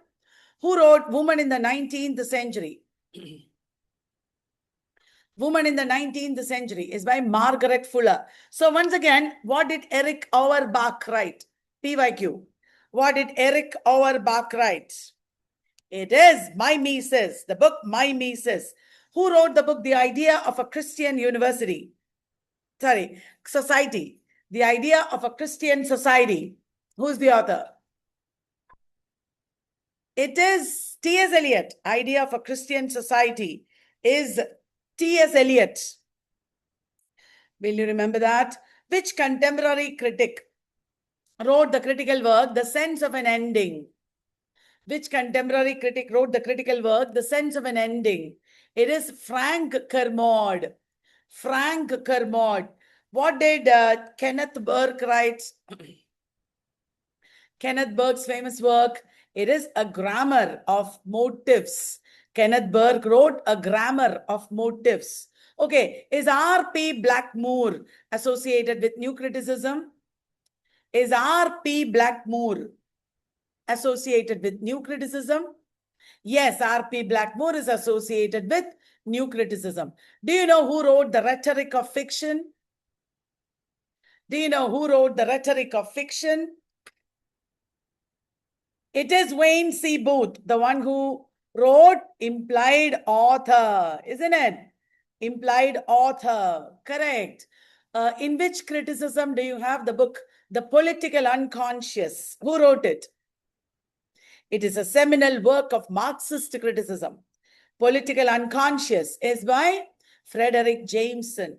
Frederick Jameson also wrote Marxism and Form. Marxism and Literary Criticism is by Terry Eagleton. And Marxism and Literature is by Raymond Williams. Raymond Williams. Okay. Now, do you know, I'm going to ask you some quotations. The critic has to educate the public. The artist has to educate the critic. Who said that? He also wrote The Critic as Host. Sorry, The Critic as Artist. Critic as Host is by J. Hillis Miller. Critic as Artist, Oscar Wilde. Oscar Wilde wrote The Critic as Artist and also wrote The Critic has to educate the public. The artist has to educate the critic. Will you remember that? I'll ask you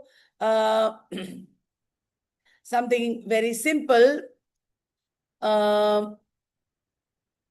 What shall I ask you? Tell me, who wrote the critical work, Three Guineas? That's very simple. That is Virginia Woolf. Aspects of the novel. Aspects of the novel. That's very simple. E.M. Foster. Okay, who made this statement? As a woman, I have no country. As a woman, I want no country. That is Virginia Woolf again. That is Virginia Woolf. Who said that? Okay. Right. Now tell me, literature is autonomous verbal structures. That's a very famous phrase. Autonomous verbal structures. Do you know who said that? Northrop Frye. Northrop Frye said that literature is made of autonomous verbal structures. Great going, guys. Now,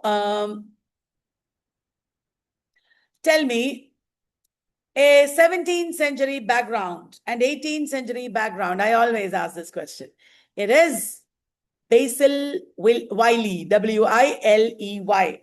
What is the signature anthology of the Chicago School? R.S. Crane, Elder Olson, Richard McKeown, Wayne C. Booth. That's right, Critics and Criticism, Ancient and Modern. That is the signature anthology of the Chicago School or the Neo-Aristotelians. Chicago School or Neo-Aristotelians. Who wrote The Rise of the Novel? The Rise of the Novel. Ian Watt. Ian Watt. Who talked about patterns of the novel, like hourglass-shaped pattern and circle-shaped pattern? That is E.M. Foster. E.M. Foster. There are some major textbooks made by Cleon the Brooks and Robert Penn Warren. Do you know what they are? Cleon the Brooks and Robert Penn Warren. Do you know what they are? They are Understanding Poetry and Understanding Fiction. Understanding Poetry and Understanding Fiction. Okay. Is unreliable narrator associated with unreliable narrator? Is it associated with modernism? Yes, I was going to ask you that. Unreliable narrator is associated with modernism indeed. Very good. Who's the author of The Sacred Wood? Easy peasy. Sacred Wood. That is indeed T.S. Eliot. Do you know who wrote Ulysses, Order and Myth? That is also T.S. Eliot. It is in Ulysses, Order and Myth that T.S. Eliot wrote that the mythical method of the modernist should be to find a shape and a significance. To give a shape and a significance for this immense panorama of futility and anarchy that is contemporary history. Tell me who wrote The Use of Poetry and the Use of Criticism. The Use of Poetry and the Use of Criticism. That is also T.S. Eliot, guys. Use of Poetry and the Use of Criticism is also T.S. Eliot. Coming to Shakespeare's criticism, Shakespearean criticism. Who wrote Shakespeare's Imagery? Who wrote Shakespeare's Imagery? Shakespeare's Imagery is by Carolyn Spurgeon. You said it. Carolyn Spurgeon. Very good. You said it. Okay, now what shall I ask you? Discourse on Method is a 17th century work by Discourse on Method. It is René Descartes. I got a good question. Who propounded the Indian virtue of detachment? Who propounded the Indian virtue of detachment? Matthew Arnold. It is Matthew Arnold. G.E. Moore's Principia Ethica influenced which writers? G.E. Moore's Principia Ethica. It inspired the Bloomsbury Group. Bloomsbury Group. Very good. Now, who talked about the principle of algebraization? Who talked about the principle of algebraization? It is Viktor Shklovsky, and he wanted to reject algebraization in favor of defamiliarization. Are you getting me? Is that clear? Benjamin Constant or Victor Cousin may have invented which terms? Benjamin Constant or Victor Cousin may have invented which terms? That is art for art's sake, l'art pour l'art. Okay, do you remember this line? That best portion of a good man's life, his little nameless, unremembered acts of kindness and of love. What is referred to here? the best portion of a good man's life. It is from Preface to Lyrical Ballads. It is from Preface to Lyrical Ballads. Yes. Who said the future of poetry is immense? Because in poetry, as time goes on, we'll find an even surer and surer stay. The future of poetry is immense, said Matthew Arnold. It is Matthew Arnold who talked about the poet. The poet should have a sense of the timeless, a sense of the temporal, and of the timeless and the temporal together. Yes, that is T.S. Eliot in Tradition and the Individual Talent. Very good, guys. That living power and prime agent of all human perception. A repetition in the infinite mind, in the finite mind of the infinite acts of the eternal I am.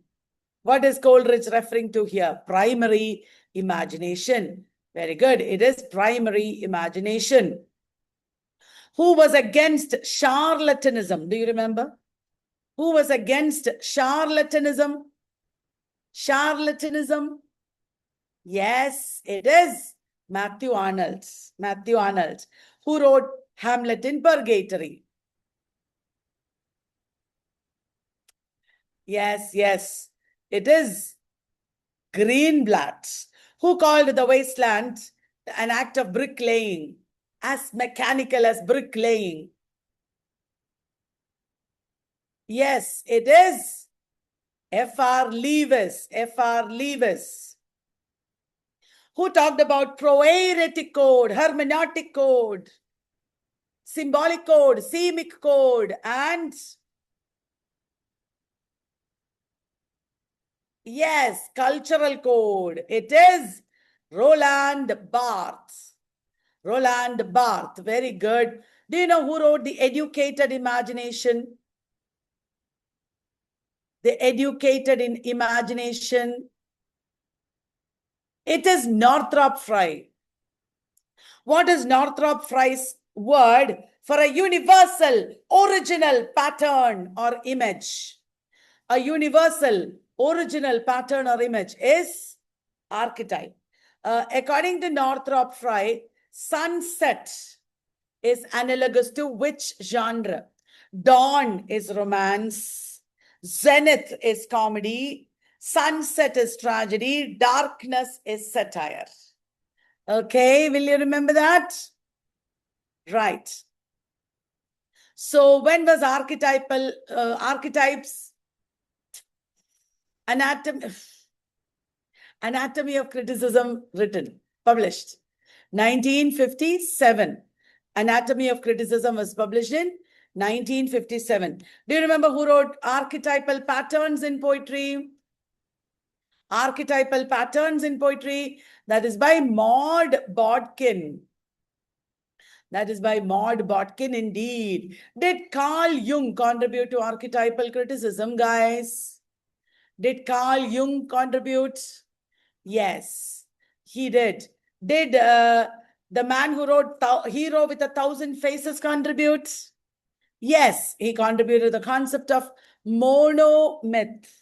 Do you remember that? Monomyth. Very good. Who called Hamlet the Mona Lisa of literature? Who called Hamlet the Mona Lisa of literature? It is T.S. Eliot.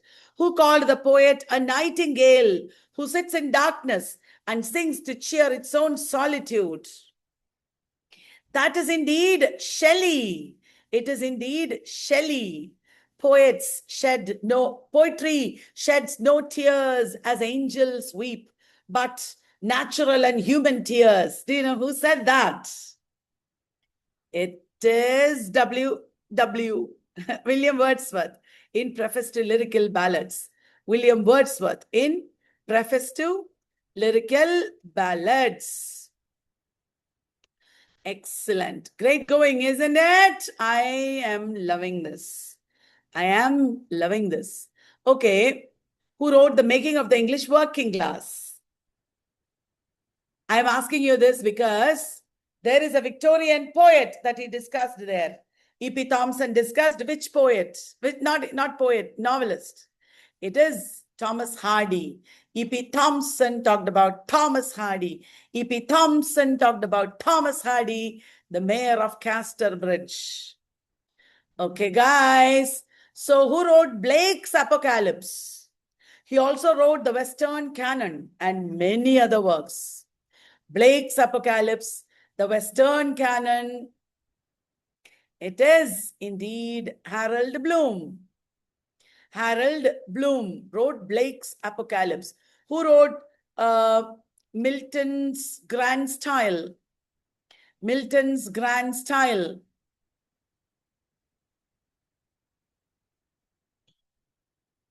Milton's Grand Style is by Christopher Ricks. Okay. Do you know in India who is associated with nativism? Nativism.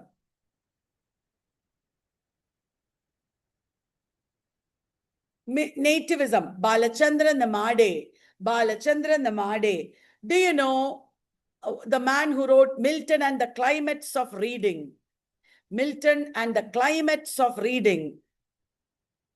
It is Balachandra Rajan. What is the other work by Balachandra Rajan? The Dark Dancer. That is a partition novel.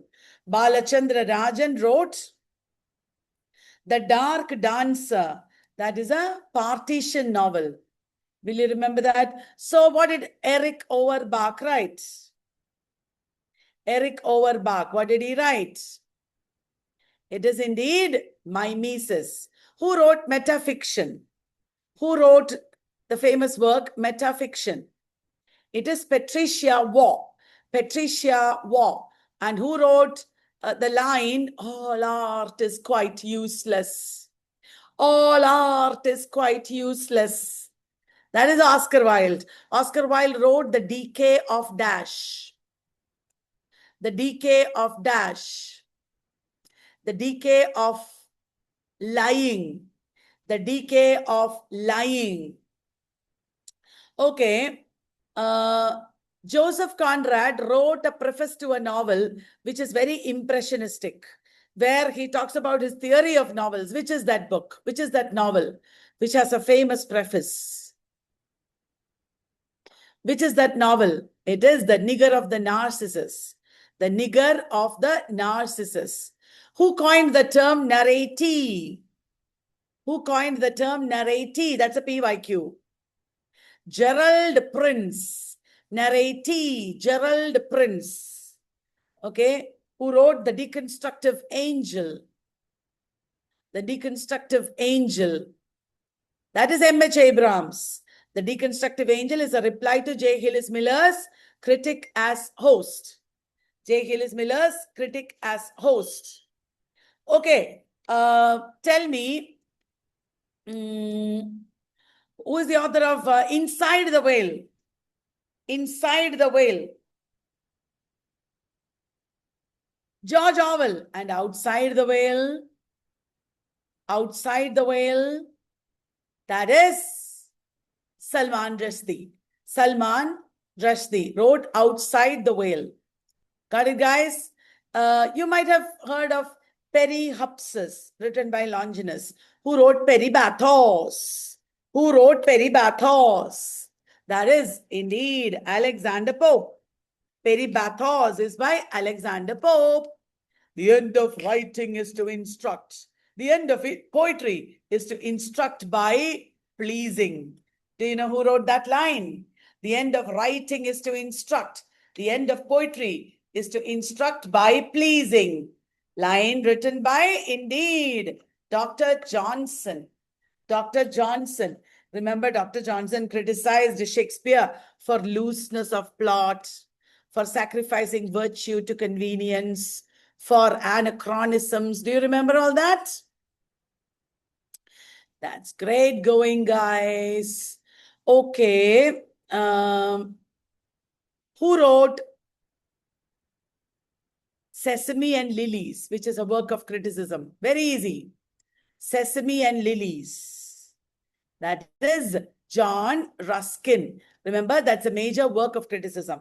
And who is the author of The Poetic Principle? The Poetic Principle. That is Edgar Allan Poe. Edgar Allan Poe. Which movement concerned itself with literariness of the text? Is it Chicago School, New Criticism, Russian Formalism, Modernism, or all of these? It is only Russian Formalism. It is only Russian Formalism. Roman Jakobson was a member of Opoyas. True or false? No, he was not a member of Opoyas. He was a member of Prague Linguistic Society, isn't it? Not your Opoyas. Okay, will you remember that? Good. So, who quoted Alexander Potapnia in his essay? Art is a way of experiencing the artfulness of the object, he said. That is Viktor Shklovsky, published in Viktor Shklovsky's Art as Technique, published in 1917. 1917. Okay. Now, next question to you. Do you know who talked about prosaics? Whose work is categorized as prosaics? He wrote Discourse of the Novel, where he discussed heteroglossia. Yes, it is Bakhtin. Bakhtin. And do you know who wrote The Prison House of Language? The Prison House of Language. There he also wrote The Political Unconscious. It is Frederick Jameson, guys. It is Frederick Jameson. Okay, Marxist criticism. Okay, in which work did Roland Barthes discuss Saracen? In which work did Roland Barthes discuss Saracen? Tell me. It is in S bar Z. S bar Z. Is Z. S bar is Z. Very good. Do you remember who wrote Structuralist Poetics?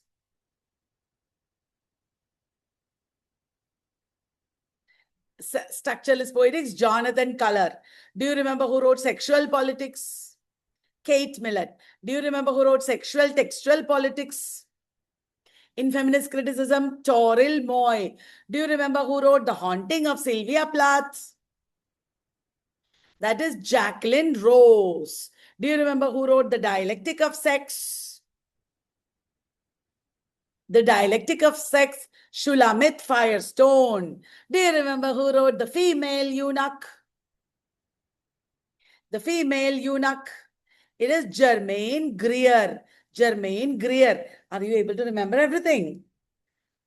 People on YouTube babies, are you there? Are you able to remember everything? People on Zoom are all typing in the chat box. Good. Who is the father of New Left?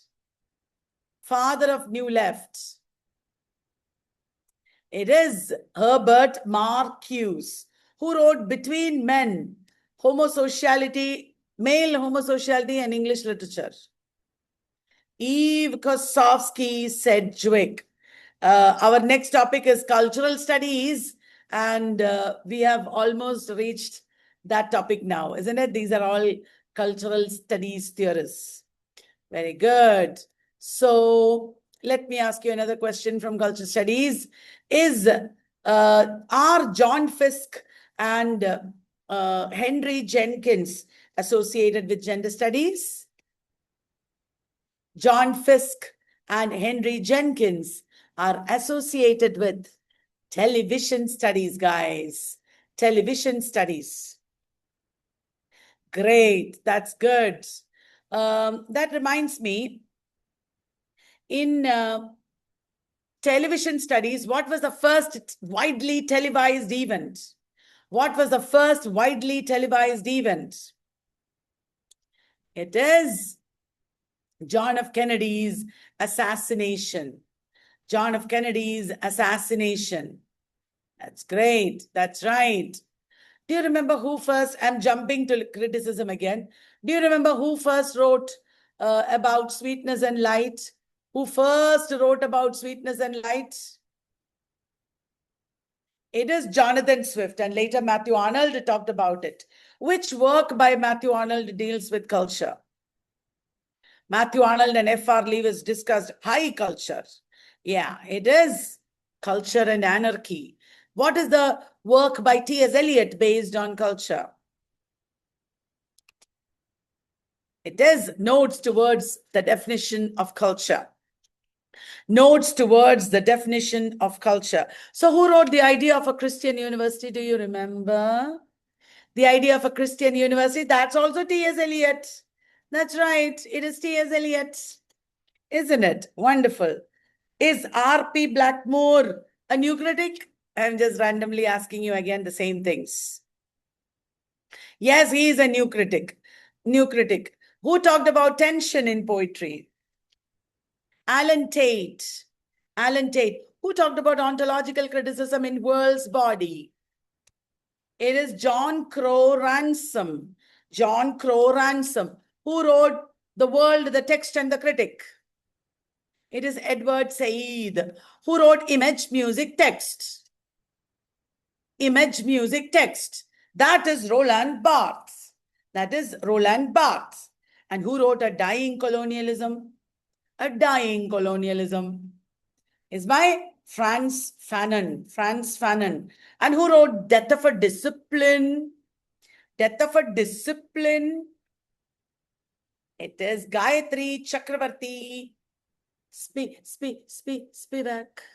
Gayatri Chakravarti Spivak. Can we call upon somebody from Spivak's state?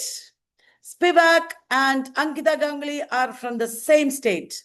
So from this point, I think, Ankita, you should ask questions.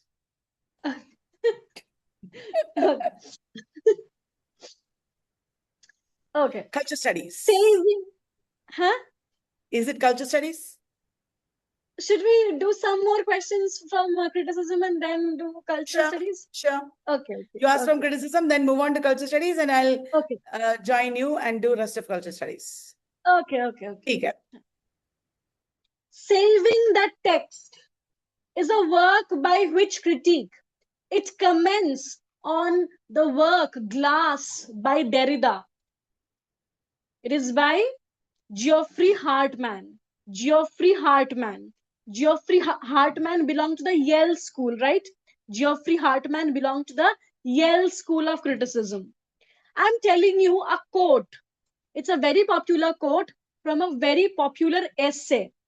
Listen to the quote and tell me this is from which essay of which author or which critique.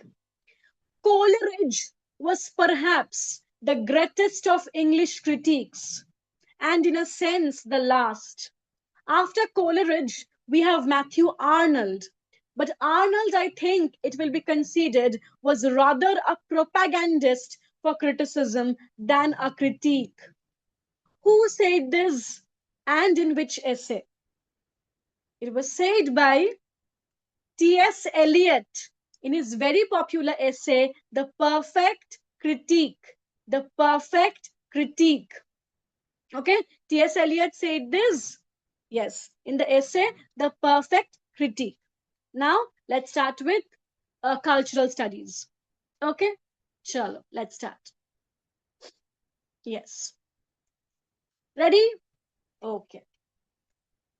Tell me, the discussion of culture was started by Matthew Arnold in his work Culture and Anarchy.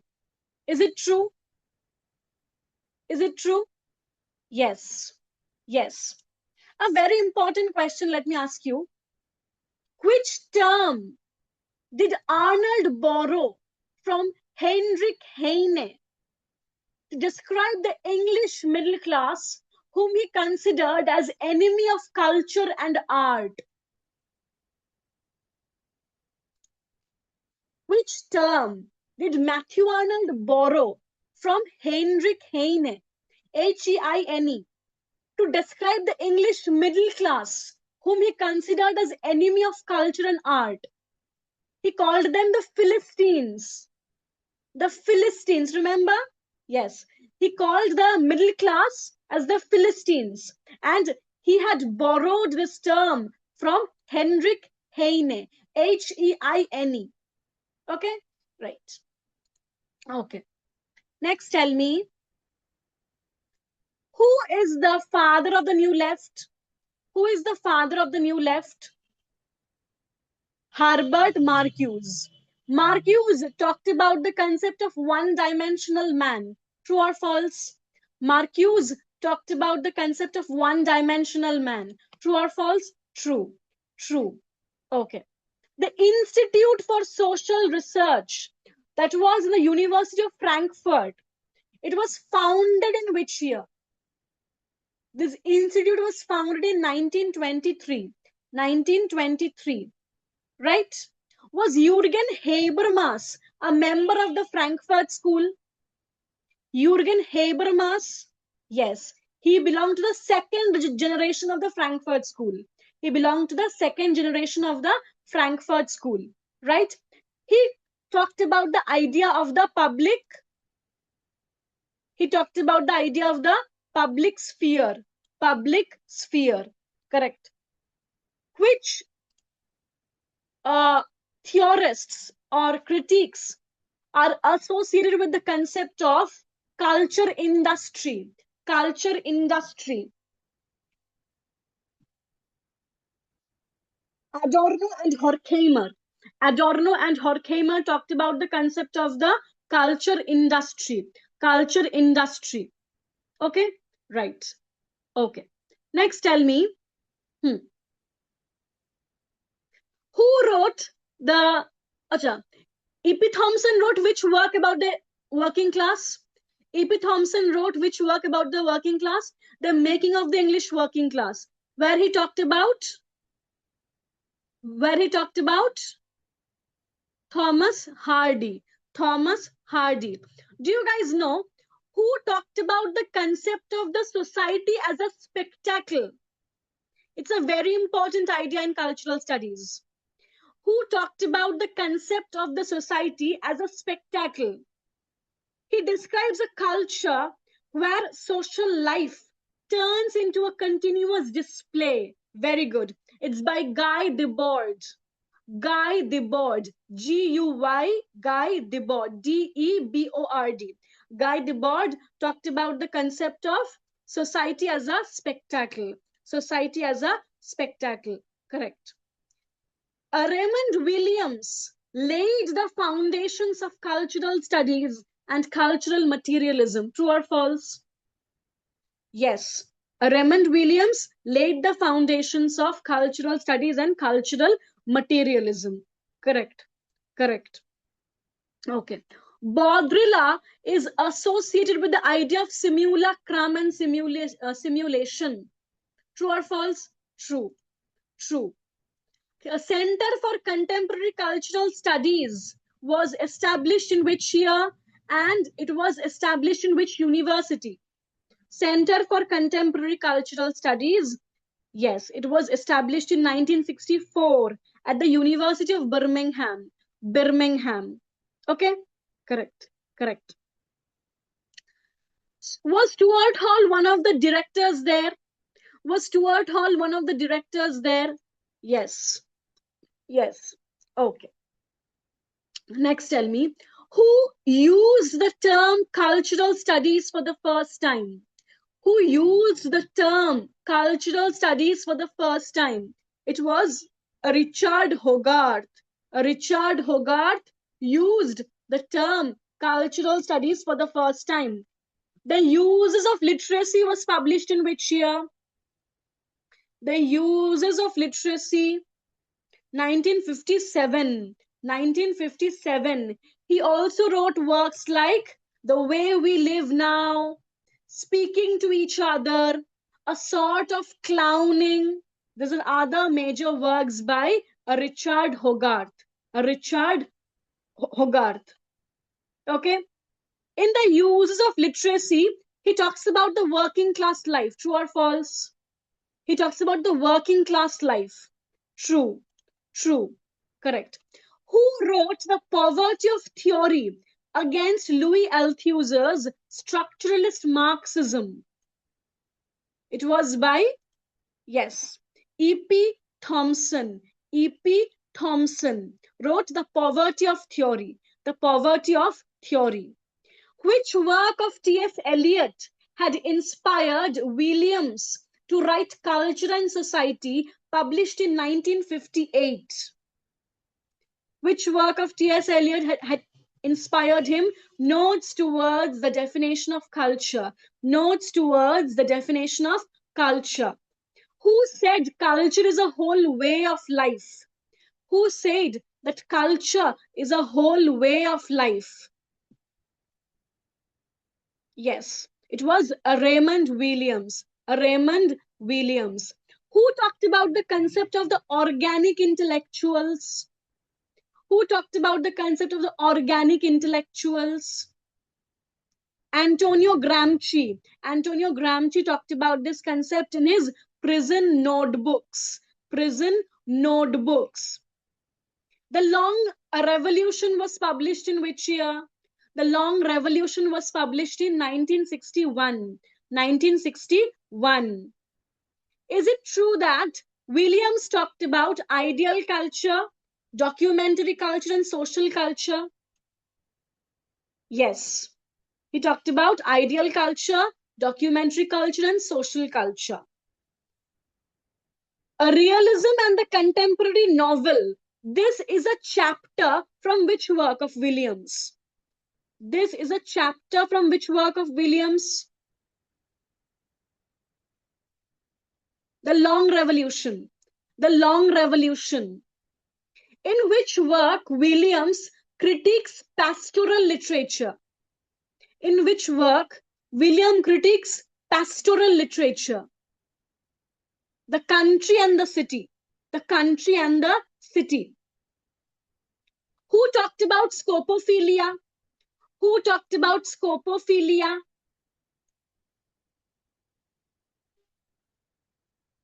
In the essay Visual Pleasure and Narrative Cinema, yes. Laura Mulvey talked about the concept of scopophilia.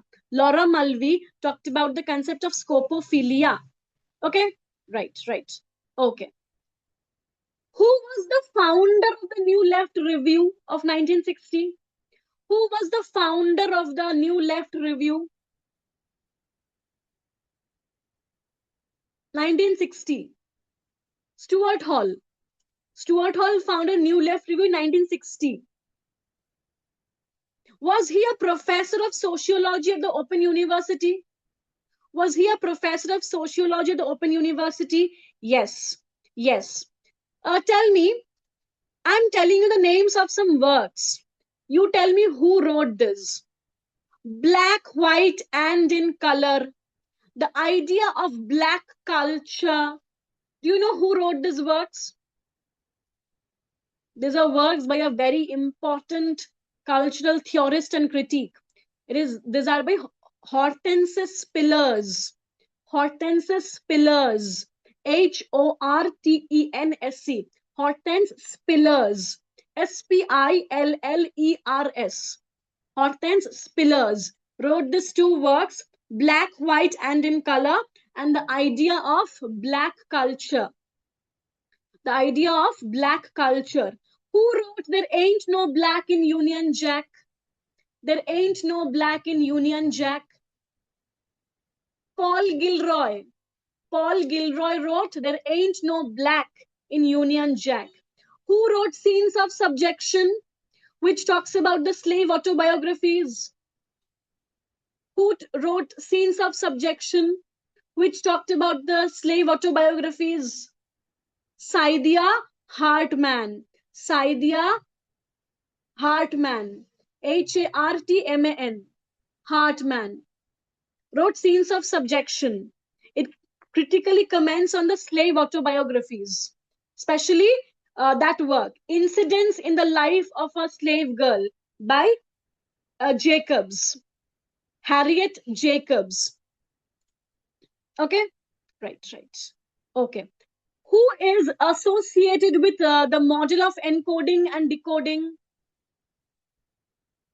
Who is associated with encoding and decoding? Stuart Hall. Stuart Hall. Who talked about the concept of strategic essentialism? Who talked about strategic essentialism? Spivak. Gayatri Spivak. The term abrogation is a major term from abrogation. It is from postcolonial studies.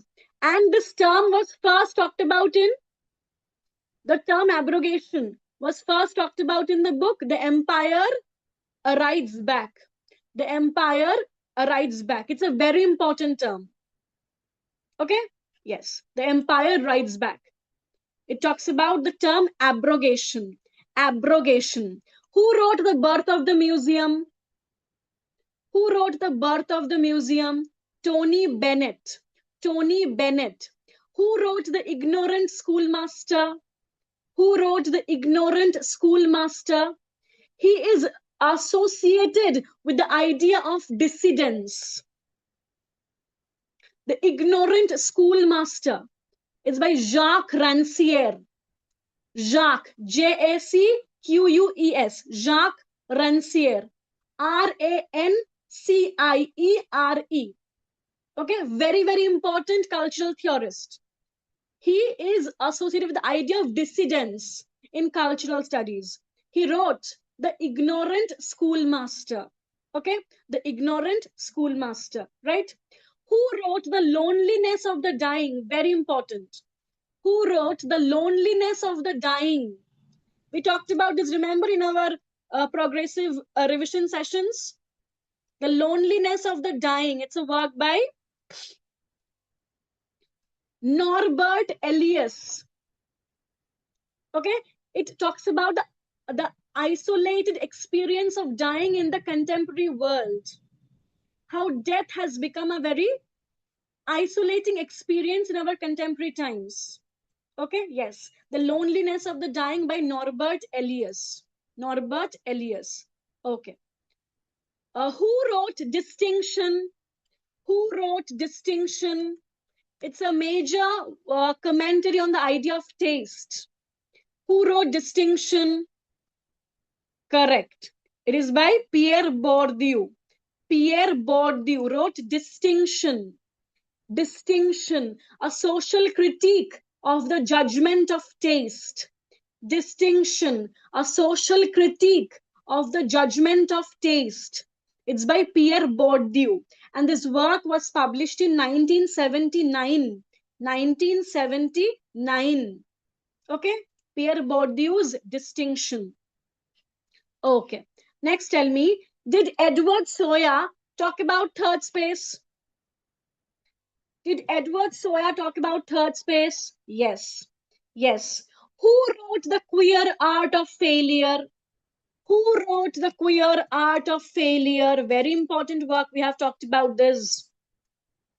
The Queer Art of Failure. It is by Jack Halberstam. Jack Halberstam is a trans theorist. Remember?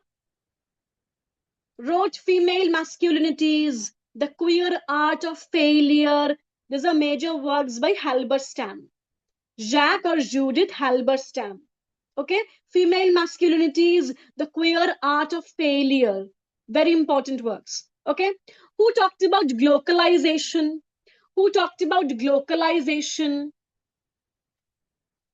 Yes, Roland Robertson. Roland Robertson talked about the concept of glocalization. Glocalization.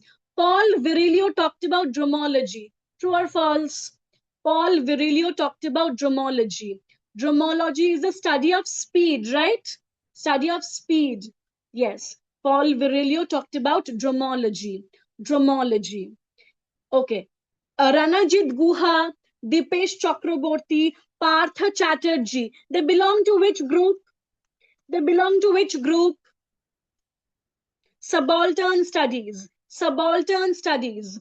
Nation and its Fragments. The Black Hole of Empire. These are works by Nation and Its Fragments, The Black Hole of Empire. These are major works by Partha Chatterjee. Partha Chatterjee. Who wrote The Intimate Enemy? Who wrote The Intimate Enemy? That's by Ashish Nandi. Ashish Nandi wrote The Intimate Enemy, Loss and Recovery of Self Under Colonialism. Loss and Recovery of Self Under Colonialism. Is Dipesh Chakraborty associated with the idea of climate, provincializing Europe? Yes, yes. He famously wrote Provincializing Europe. Dipesh Chakraborty. Dipesh Chakraborty. Who wrote The Invention of Private Life? Very important. The Invention of Private Life, Sudipta Kaviraj. Sudipta Kaviraj. Okay, next. Public sphere was talked about by Public sphere, Jürgen Habermas. Did Benjamin talk about aura, flaneur? Yes. Benjamin talked about aura in which work? Benjamin talked about aura in which work? The work of art in the age of mechanical reproduction. The work of art in the age of mechanical reproduction. Did he write Arcades Project? Did he write Arcades Project? Yes. Benjamin wrote Arcades Project. Benjamin belonged to which school? Did he belong to any school? Benjamin belonged to the Frankfurt School. Frankfurt School. Among the members of the Frankfurt School, who wrote Dialectic of Enlightenment? Dialectic of Enlightenment is a work by whom? Yes, tell me. Yes. And tell me also the year also, both together. Tell me both, because this question has come many times, the year. Dialectic of Enlightenment by Adorno and Horkheimer, published in 1944. 1944. Yes. Is my university degree a cultural capital? Is my university degree a cultural capital? Your master's degree, your PhD ka degree. No? Tell me, what type of capital is it then? Say. It comes under cultural capital, precisely institutionalized capital.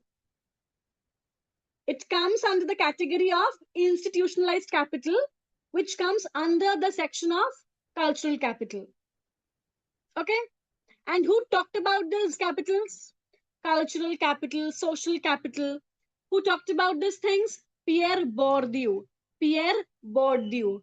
Pierre Bourdieu wrote Distinction, right? Pierre Bourdieu wrote Distinction, which comments on what? It critically comments on what?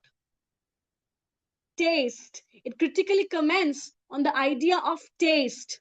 Science Taken for Wonders is a very important essay by Science Taken for Wonders is a very important essay by Homi Bhabha.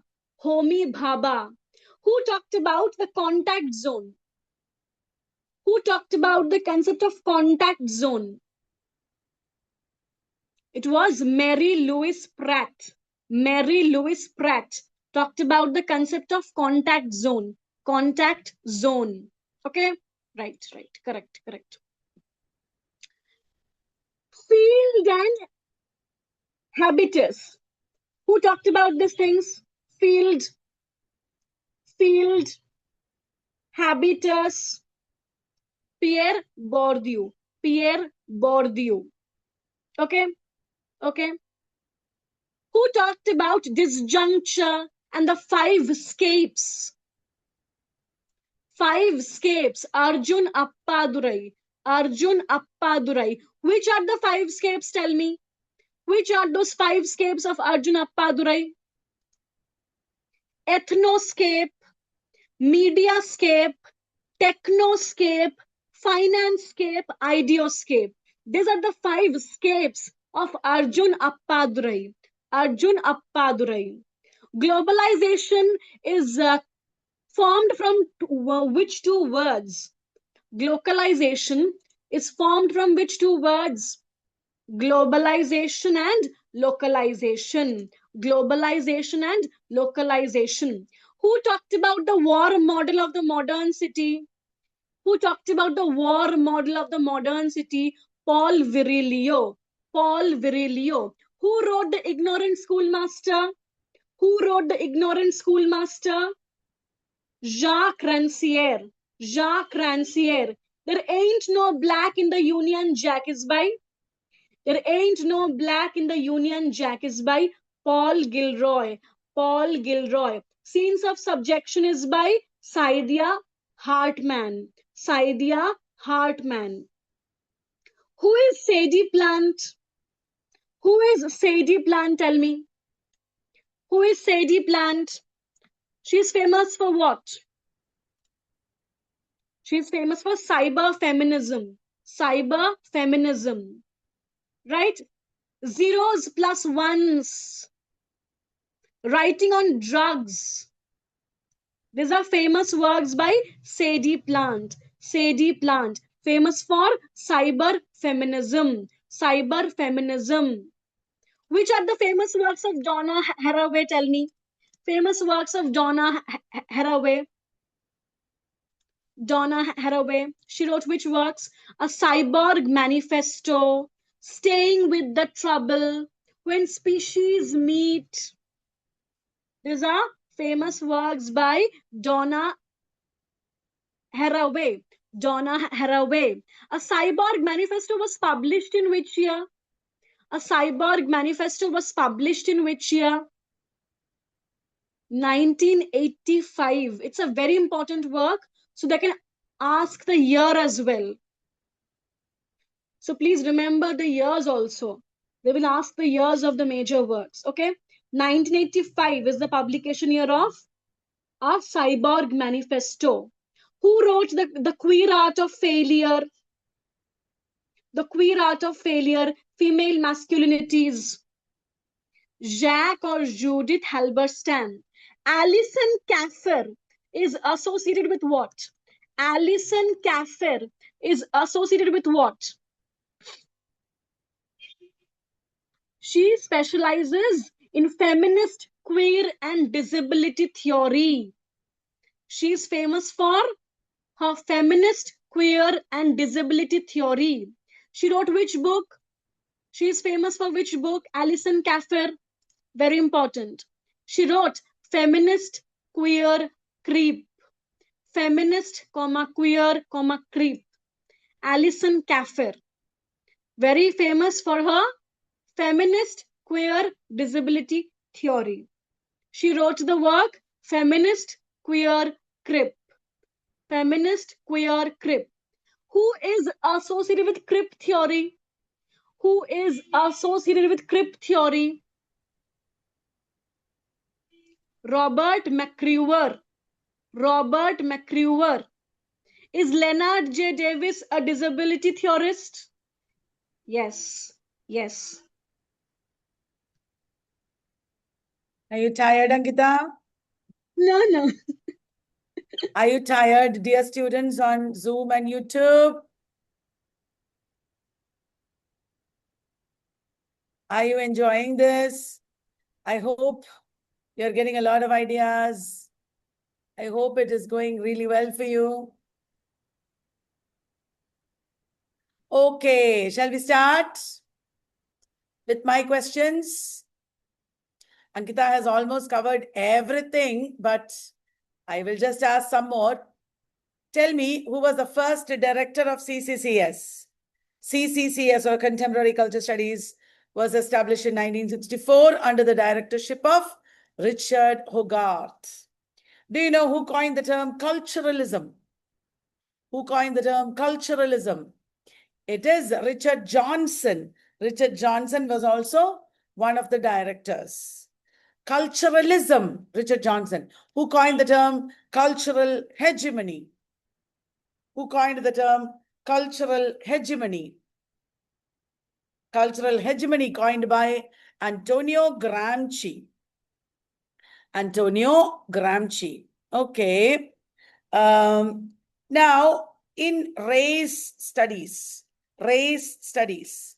who wrote The Souls of Black Folk? Very easy. The Souls of Black Folk. That is by W.E.B. Du Bois. And who wrote Womanliness as a Masquerade? Womanliness as a Masquerade. Do you know who wrote that? It is Joanne Riviere, R-I-V-I-E-R-E. Joanne Riviere. Okay, I am going to talk about one Black theorist who contributed immensely to gender studies and also cultural studies.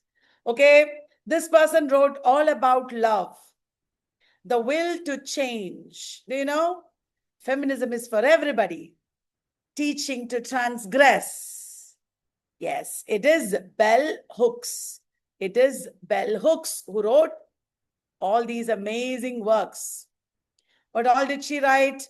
All about love, the will to change, teaching to transgress. Feminism is for everybody. Feminist theory from margin to center. Okay, what is the word for small groups of people with shared affiliations and practices? The word is subcultures. Who wrote Subculture, the book? The book Subculture is about subcultures. It is by Dick Haydish. Dick Haydish wrote the book Subculture. And what did Theodore Roszak write? Theodore Roszak wrote The Making of a Counterculture. Subculture, the meaning of style, came in 1979. The Making of a Counterculture was 1969. Making of a Counterculture, 1969. Subculture, 1979. Okay. In 1980, who wrote Compulsory Heterosexuality and Lesbian Existence? That is Adrienne Rich. Adrienne Rich.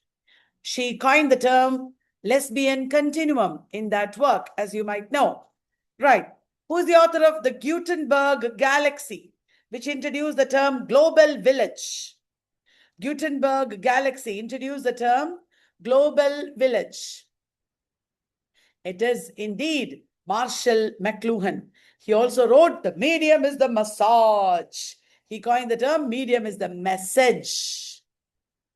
Okay, if I say that the term biopower to denote an explosion of numerous and diverse techniques for subjugating bodies. Biopower, many techniques for subjugating bodies. It is coined by Michel Foucault. Am I right? Is it true? Is it Michel Foucault? Yes, it is Michel Foucault who talked about biopower. If I say that Adorno and Horkheimer talked mainly about the entertainment industry, am I right? It is indeed right. Who said ordinary people are not cultural dopes? Who said ordinary people are not cultural dopes? That is Stuart Hall in the essay Notes on Deconstructing the Popular. Notes on Deconstructing the Popular. Okay, who is the author of Political Shakespeare? Political Shakespeare. It is Jonathan Dollimore and Alan Sinfield. Jonathan Dollimore and Alan Sinfield. Homi Bhabha talked about third space of enunciation. Is it a socio-linguistic theory or educational theory or socio-political theory? Is it third space of enunciation? Is it a socio-linguistic theory, educational theory, or socio-political theory? It is indeed socio-political theory. Tell me, guys, who is the author of The Pedagogy of the Oppressed? The Pedagogy of the Oppressed is by Paulo Freire. Paulo Freire, who in the book Female Desire discussed the term food porn? Who in the book Female Desire discussed the term food porn? It is Rosalind Coward. Rosalind Coward. There are two books. One is called No Respect. The other is called No Collar. Who wrote these books? It is indeed Andrew Ross. Andrew Ross wrote about popular culture. Is Anthony Giddens a modernity writer, a writer about modernity? Anthony Giddens, do you think I'm right? Yes, Anthony Giddens wrote about modernity. That's right. He was a sociologist. Okay, he wrote the books, The Consequences of Modernity, The Constitution of Society, The Transformation of Intimacy, Self-Identity. These are all by Anthony Giddens. Anthony Giddens wrote The Consequences of Modernity. Anthony Giddens, Modernity. Anthony Giddens, Modernity. Rosalind Coward, Female Desire and Food Porn. Andrew Ross, Popular Culture. Andrew Ross wrote about popular culture. Do you know who wrote postmodern geographies? Postmodern geographies. It is Edward Soya, who also wrote about third space again. Edward Soya, S-O-J-A. So I just said somebody wrote The Transformation of Intimacy, The Constitution of Society. It is Anthony Giddens. Anthony Giddens. Okay, if Anthony Giddens wrote the Constitution of Society, who wrote The Structural Transformation of Public Sphere? And also the theory of communicative action, the structural transformation of the public sphere, and the theory of communicative action. These are by Jürgen Habermas. Remember that, okay, guys? Jürgen Habermas. So who wrote postmodern geographies? Do you remember? He also wrote about third space. He created the term post-metropolis. It is Edward Soya. Edward Soya. In which year was the Epistemology of the Closet published? Was it in the same year as Gender Trouble? Yes. Epistemology of the Closet by Eve Kosofsky-Sedgwick and Gender Trouble both came in 1990. Bodies That Matter and Culture and Imperialism came in 1993. So who wrote Undoing Gender? Who is Afraid of Gender? Precarious Life. Who is the author?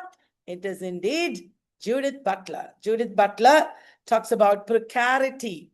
Precariat is a term coined by Guy Standing. Precariat, Guy Standing. Very good. I'm so happy we are learning so much. It is beautiful that we are studying so much, isn't it, everyone? This is so good. So, which are the books by Irving Goffman? Irving Goffman wrote Stigma and the Practice of Everyday Life, the practice of the self in everyday life. Isn't it? Irving Goffman, Goffman. Is Anna-Marie Jagosz associated with queer theory? Is Anna-Marie Jagosz associated with queer theory? Yes, yes, yes. Anna-Marie Jagosz is associated with queer theory. Very good. So who talked about the meta theory of disjuncture? The meta theory of disjuncture? That is Arjun Appadare, isn't it? Arjun Appadare. Ethnoscape, Medioscape, Finanscape, Ideoscape. All these are by Arjun Appadare. Very good. Great. I hope you're taking a break in between. Don't sit and listen to me continuously, okay? Once again, do you remember who wrote Notes on Deconstructing the Popular? I'm just asking you again.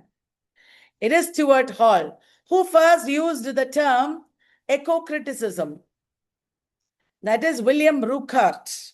William Ruckert, who talked about the global sense of place. Global sense of place. It is Doreen Massey. Doreen Massey, Massey. There is a person who wrote about stardom. He also wrote the book White, White. It is Richard Dyer. Richard Dyer. Have you heard of modernity and double consciousness? What is that? Modernity and double consciousness. It is a subtitle of Black Atlantic. Modernity and Double Consciousness is a subtitle of Black Atlantic by Paul Gilroy, who is associated with Learning to Labor. That is another Paul, Paul Willis. Learning to Labor is by Paul Willis, who is associated with deep ecology. Deep ecology is a term coined by Arne Naess, Naess, Arne Naess. Isn't it, guys?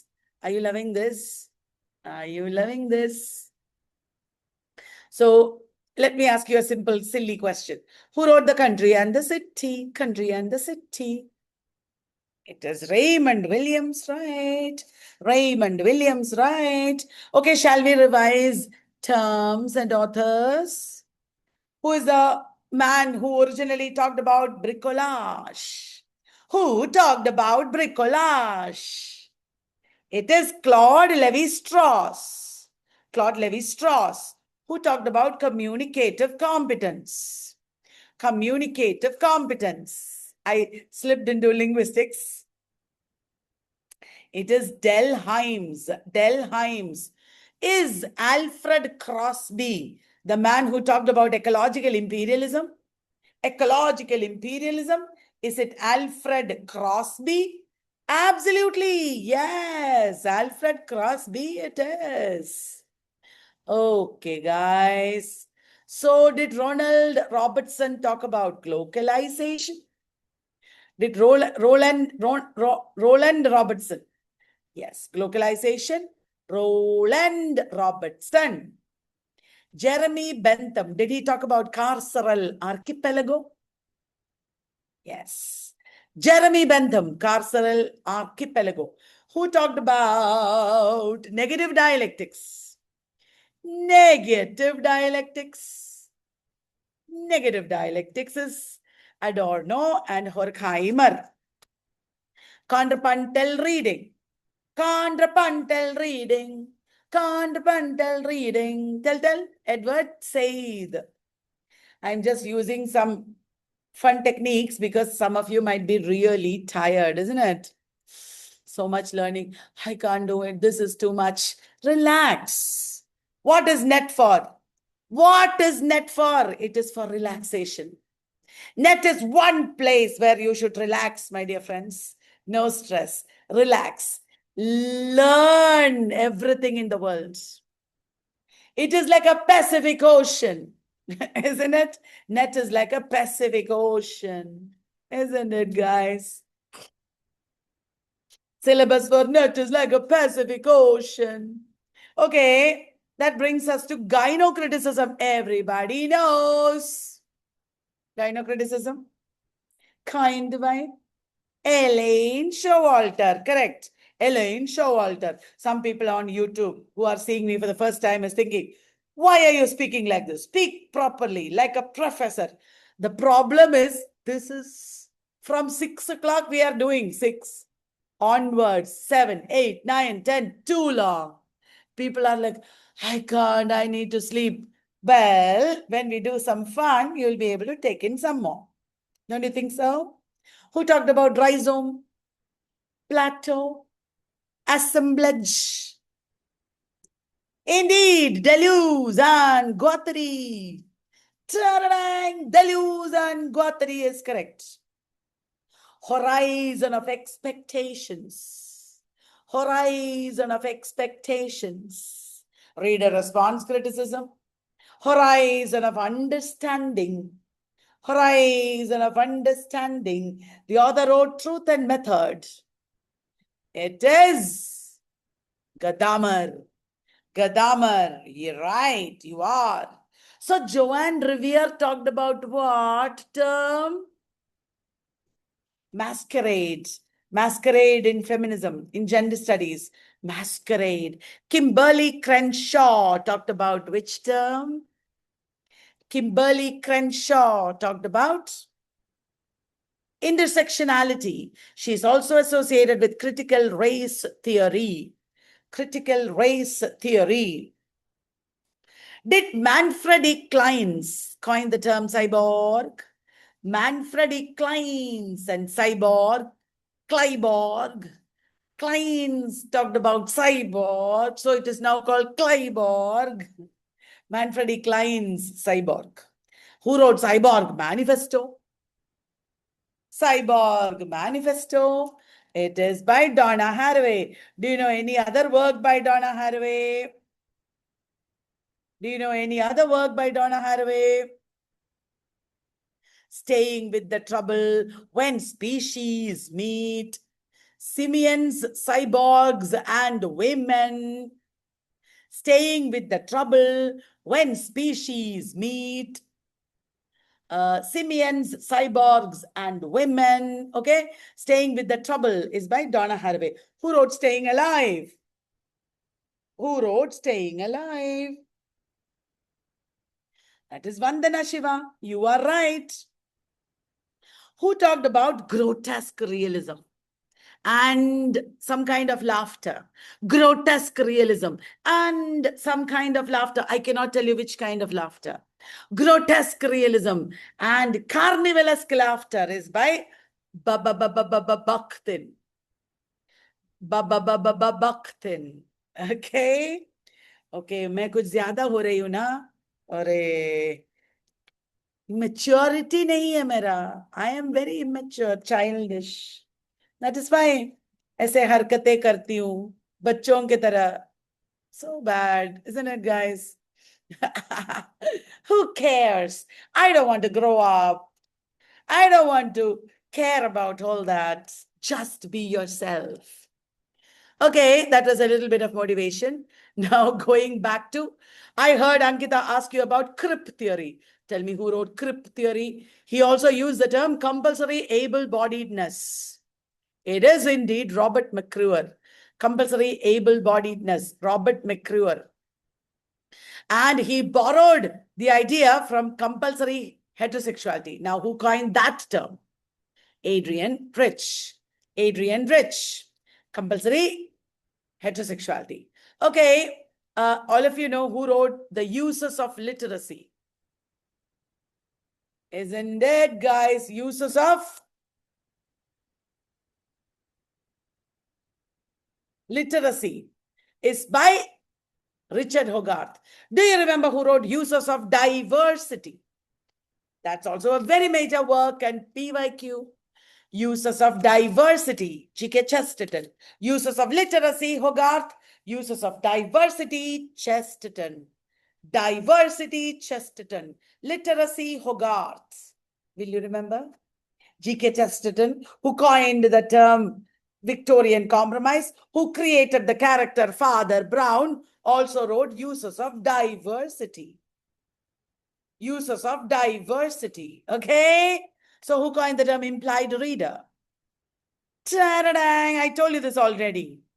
That is Wolfgang Iser, who coined the term affective stylistics and interpretive communities. It is indeed Stanley Fish. Okay, New Historicism is also called dash. New Historicism is also called dash. Cultural poetics is right. New Historicism was called Cultural Poetics by Stephen Greenblatt. Which playwright called his style poetic naturalism? Which playwright called his style poetic naturalism? It is the author of Glass Menagerie, Tennessee Williams. He also used the word memory play. Tennessee Williams, poetic naturalism. Cultural poetics, Stephen Greenblatt. Okay. Got it. Okay. Are you tired, guys? You shouldn't be. We have to do linguistics after this. You shouldn't be tired. Okay. Let me ask you something else. Is Sarojini Sahu, a part of subaltern studies group. Sarojini Sahu, yes, is Robert Penn Warren, a part of Russian formalism. Robert Penn Warren, no. He's American new critic. Robert Penn Warren is American new critic. Hannah is Angela McRobbie, associated with post-feminism. Is Angela McRobbie associated with post-feminism? Yes, guys. Angela McRobbie, post-feminism, postmodernism, etc. You said it right. So is Annemarie Jagos associated with queer theory? Yes. But it was Teresa de Lauretis who coined the term queer theory. Teresa de Lauretis coined the term queer theory. Is Tim Morton associated with disability studies? Is Tim Morton associated with disability studies? Tim Morton is not even a critic, guys. Is he it's a restaurant chain or something? I just tricked you. Then tell me, is Cheryl Glotfelty associated with eco-criticism? Tim Morton is not only a restaurant chain, he is the author of the term dark ecology. Dark ecology. He coined the term. Tim Morton. Yes. You said it right. I can't trick you because you know everything. I'm so proud of you. Ecology without nature. That is what he wrote. Dark ecology. Tim Morton. Right. What did I ask you after that? Cheryl Glotfelty. Cheryl Glotfelty is also environmental critic, eco-critic. Very good. Okay. The Gaia hypothesis. Gaia. Gaia hypothesis. Do you know the theorist associated with Gaia hypothesis? James Lovelock. You said it, Vibha. James Lovelock is correct. Okay. Who is the author of Notes on Camp? Notes on Camp. Notes on Camp is by Susan Sontag. Did she write anything about photography? Yeah. She wrote on photography. Did Roland Barthes write anything about photography? Yeah. He wrote Camera Lucida. Camera Lucida. Okay, very good. Timothy Morton talked about dark ecology. What is that? It is an object-oriented perspective. How humans should coexist with other things. You know, it's a very human-oriented thing. What is the word for that period in history where humans have a huge impact on the environment? Hyper-object, correct. Timothy Morton talked about the hyper-object, correct. Huge objects. Global warming is a hyper-object. Huge thing. Right? Then what did I ask you just now? Anthropocene, right? Anthropocene is Manuel Castells. What is he associated with? Do you know Manuel Castells? He's associated with a book, a term. What is that? The Rise of the Network Society, the Information Age is the book series that he wrote, Manuel Castells, and it contains the Rise of the Network Society, one book. He is the person who coined the term network society. Network society. Are you aware of that? Stein Bratton coined the term, but Manuel Castells wrote about it, a book. Stein Bratton coined the term network society.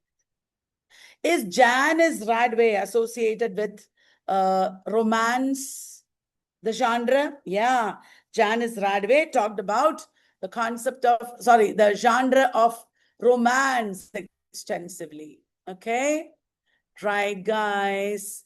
Now, who coined the term hot and cool media? Hot media, cool media. It is Marshall McLuhan. Do you remember who coined the term post-metropolis? Post-metropolis. That is Edward Sawyer. Edward Sawyer. Do you know who wrote the book Precarious Life? Do you know who wrote the book Precarious Life? Judith Butler, right. And who wrote The Theory of Communicative Action? The Theory of Communicative Action. That is Habermas. There is a quotation I want you to identify. Culture is one of the 2 or 3 most complicated words in English language. Who said that? It is Raymond Williams in Keywords. Raymond Williams said that in the book Keywords. Did you remember? Will you remember? Is that easy? Okay. Now I want to ask you about another writer who wrote Understanding Popular Culture, Television Culture, Introduction to Communication Studies. 3 pioneering books by John Fiske. John Fiske. Great going. What is John Drakakis associated with? What is John Drakakis associated with? It is alternative Shakespeare's.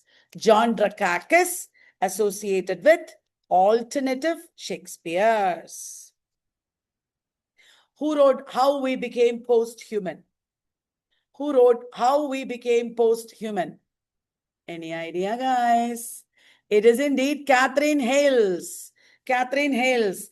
Ankita, since you're here, I'm going to ask about linguistics, but I have continuous classes. So can you give me like a 5 minutes by asking a few questions so that I can take a short break? Okay. Okay. Tell me. I'm telling you the names of some works. You tell me the name of the author. Okay. Who wrote works like The Aftermath of Feminism, Postmodernism and Popular Culture, Feminism and Youth Culture? These are works by Angela McRobbie. Angela McRobbie.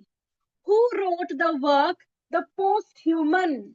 Who wrote the work The Posthuman? It is by Rosie Braidotti. Rosie Braidotti wrote The Posthuman. The Posthuman. Theodore Roszak is associated with what? Theodore Roszak is associated with what? Counterculture. Counterculture. Correct. Correct. Okay. Is Andy Bennett associated with youth culture, popular culture? Andy Bennett. Andy Bennett.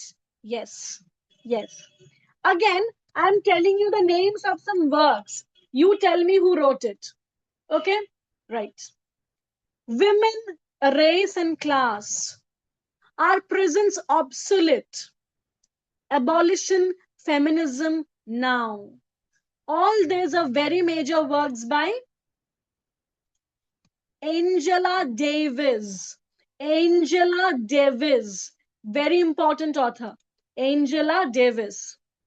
Right? Okay. Who wrote Sister Outsider? Uses of the erotic.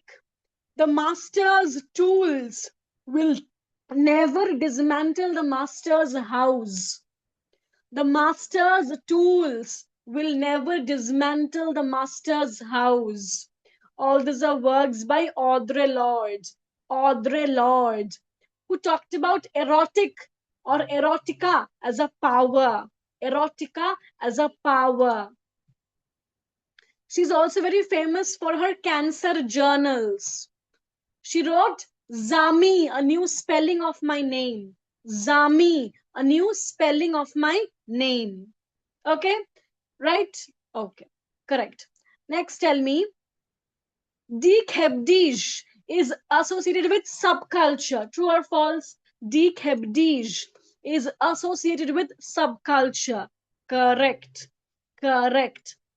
The Black Atlantic by Paul Gilroy was published in which year? The Black Atlantic by Paul Gilroy was published in 1993, same year as Edward Said's Culture and Imperialism, where he talks about the concept of contrapuntal reading. Contrapuntal reading. Correct. Correct. Who wrote Death of a Discipline? In Other Worlds, a critique of postcolonial reason. These are works by Gayatri Spivak. Gayatri Spivak. Okay, Gayatri Spivak. Okay. Next, who talked about the idea of a rhizome? Schizoanalysis. These are concepts of Deleuze and Guattari. Deleuze and Guattari were associated with post-structuralism. True or false? They were with post-structuralism. True. True. Who said that modernity is an unfinished project? Who said that modernity is an unfinished project? Jürgen Habermas said that modernity is an unfinished project. Unfinished project. Okay. A very important work I'm telling you. Tell me who wrote it. Minima Moralia. Reflections from Damaged Life.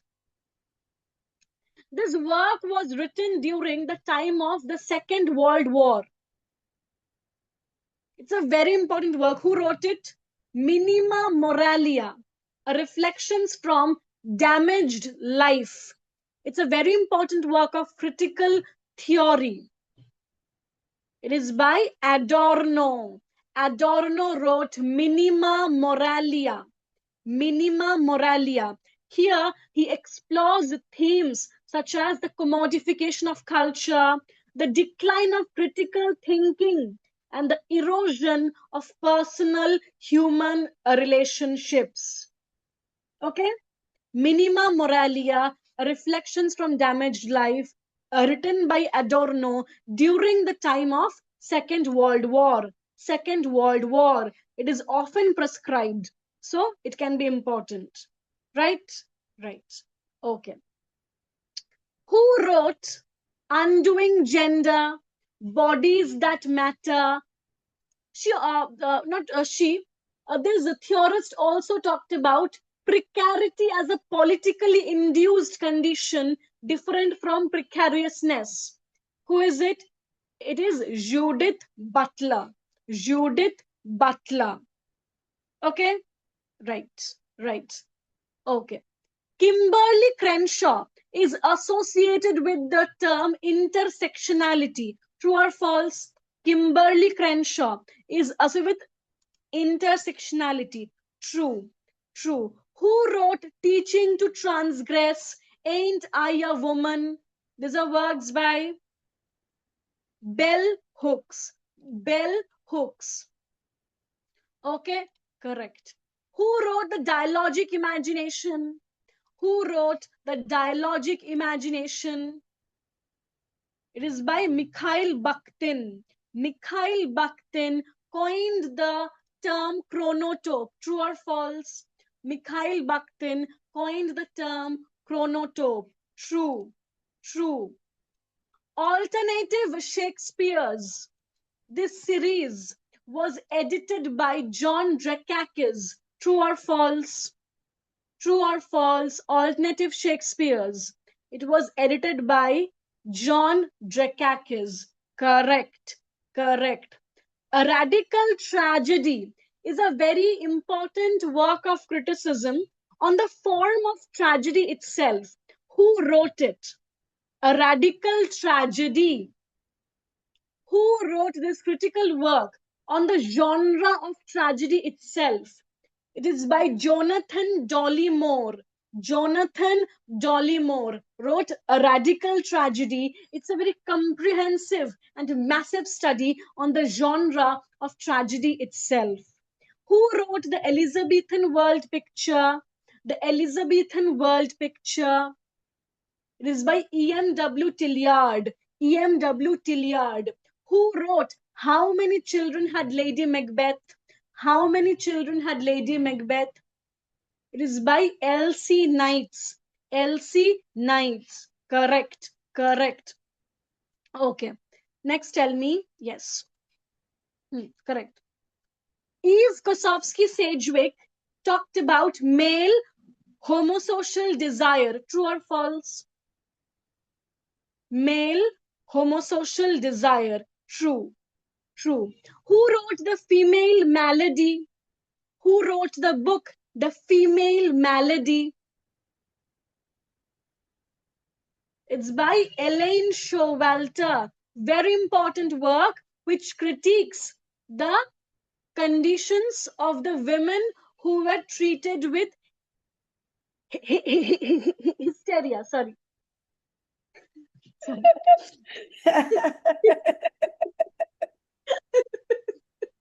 That was a good one. Maybe, maybe I should take over. Guys, that was a good laugh. I was like, what happened? Wow, what an achievement, isn't it? Tell me in the chat box how much we have learned in all these days of marathon revision. Isn't it such an amazing achievement? Oh, and now the last hour, the last item of marathon revision is linguistics. Ankita, you can go take rest if you wish. We have done a great job, all of us together. How many teachers? Wow. Setu, Aksa, Ankita, then Jobin, so many people. Wow, it's amazing. Let's start with linguistics, one last hour. And after that, you keep your books away, go to sleep immediately. Everyone. If I say Ferdinand de Saussure is the father of linguistics, is it true? Yes, even though Leonard Bloomfield and others were there before him, it was presumably Saussure who gave a shape to linguistic theories. Before that, language was not very scientific. Language was more like philology. It was called philology and it was not at all scientific. And everything changed with the coming of Ferdinand de Saussure. Shall I ask you a silly question? What is the work by Saussure? What is the work by Saussure? Course in General Linguistics. Course in General Linguistics. Did Saussure write an introduction to the study of language? No, it was Leonard Bloomfield who wrote an introduction to the study of language, and he also wrote a book called Language. Many others have also written language, but Leonard Bloomfield also wrote language. Okay. Did Leonard Bloomfield introduce IC analysis? Did Leonard Bloomfield introduce IC analysis? What is IC analysis? It is immediate constituent analysis. It is breaking down sentences into layers of constituents, isn't it? Constituents. To which discipline did Daniel Jones contribute? Easy question. To which discipline did Daniel Jones contribute? Phonetics. Daniel Jones's Dictionary of Phonetics is very famous, isn't it? Daniel Jones produced a Dictionary of Phonetics. And who talked about cardinal vowels for the first time? Cardinal vowels. The 8 cardinal vowels. That is also Daniel Jones. Daniel Jones talked about cardinal vowels. Okay, phonetics. Lindley Murray is associated with what? Lindley Murray. Many people know Lindley Murray. He is the father of English grammar. He is the father of grammar. Very famous. Lindley Murray. Okay? Good. Lindley. Murray's English grammar is very famous. All right. Is William Labov associated with something? William Labov, the author of Language Change, what is he associated with? William Labov is the author of Martha's Vineyard, is the place where he did an experiment. Where is Martha's Vineyard? Near New York. It is sociolinguistics. William Labov is the father of sociolinguistics. Do you know that? Language Change, that is his famous book, Sociolinguistics. Wilhelm Wundt, W-U-N-D-T. What is he associated with? Wilhelm Wundt, W-U-N-D-T. He is a pioneering figure in psycholinguistics. Psycholinguistics. Okay.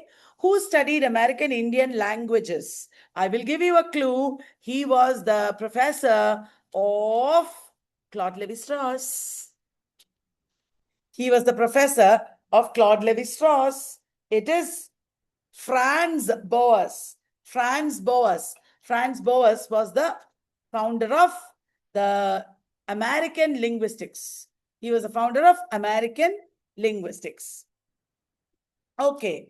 Classification of speech sounds occur in which branch of linguistics? Classification of speech sounds occur in which branch of linguistics? It is phonetics. Phonetics, isn't it? Phonetics. Organization of speech sounds. Production is phonetics. Organization is phonology. Production of speech sounds and classification is phonetics. Organization is phonology. Will you remember? Is that easy to remember? Isn't it easy to remember? Yes. Sapir-Whorf hypothesis is related to linguistic relativity. True or false? Our worldview is related to our language. That is the meaning. Sapir-Whorf hypothesis is indeed related to linguistic relativity. What is the study of the internal structure of words called? Is it wordology? Is it wordology? No, it is morphology. The internal structure of words is morphology. What is the study of how words and phrases are connected together called? Words and phrases are connected together. What is that called? It is called syntax. It is called syntax. Very good. Okay. Let me ask you a question. Around 15th century, 15th, 16th century, the pronunciation of certain sounds changed. A became E. E became A. What is that called? What is that called? Great vowel shift. That is indeed right. Great vowel shift. Okay. Franz Boas pioneered comparative linguistics. True or false? Franz Boas pioneered comparative linguistics. True or false? Yes, yes. William Jones is also a comparative linguist. True or false? Yes, true. True. Leonard Bloomfield is a computational linguist. True or false? No, no, no. Computational linguistics came much later. Leonard Bloomfield is old man. Okay. Leonard Bloomfield is old man. Okay. Contemporary method is called historical linguistics. Contemporary method after Saussure is called historical linguistics. True or false? No, historical linguistics is old. With Saussure, we got the understanding that the diachronic or historical method is no good. We want the synchronic method. Not the diachronic method, but the synchronic method. Did you understand? Got it right? Okay. The study of how context creates meaning. That is what is that called? The study of how context creates meaning. What is that called? I know. Is it contextology? Is it contextology? No. It is called I'll give you a clue. It is called pragmatics. It is called pragmatics. How context defines meaning. Okay. If somebody has a speech disorder, we can study it and help that person to get speech, to communicate better, not get speech, but communicate better. What kind of linguistics is involved in this? It is neurolinguistics. Neurolinguistics, isn't it? Yes, guys. If somebody is studying how language is used in business contexts, what is that called? No, not pragmatics. What kind of applied linguistics is that? It is corporate linguistics. These are all new areas. Corporate linguistics, forensic linguistics. Okay? Did you know that people who do MA English plus linguistics have a great advantage? They get jobs easily in multinational companies and abroad because this is of great demand. After this net, you should do linguistics MA if you can. Okay, anybody who is interested in this. Because it's a burgeoning field. Linguistics is very important in the realm of AI and corporate linguistics and all that. Seriously, think about it. Okay, very good. So who developed generative grammar? No, in linguistics in MA, that's not enough. There is so much more in linguistics. Noam Chomsky started generative grammar. The concept of generative grammar came from which discipline? This is a PYQ. The concept of generative grammar came from which discipline? Mathematics is right. Mathematics is right. Did generative grammar develop from phrase structure grammar? Yes. And what did it develop into? Generative grammar became what? Transformational generative grammar, isn't it? It became transformational generative grammar. Okay. If Daniel Jones is associated with linguistics, who is David Crystal? Who is David Crystal? Oh my God, he has written one big book on linguistics. I got it. Very expensive. We are making the Encyclopedia of Linguistics. It's coming out next year, 2026, this year. Maybe Postcolonial also will come out. So I got David Crystal's book. By God, it's so big. Okay. Do you remember what is George Lakoff associated with?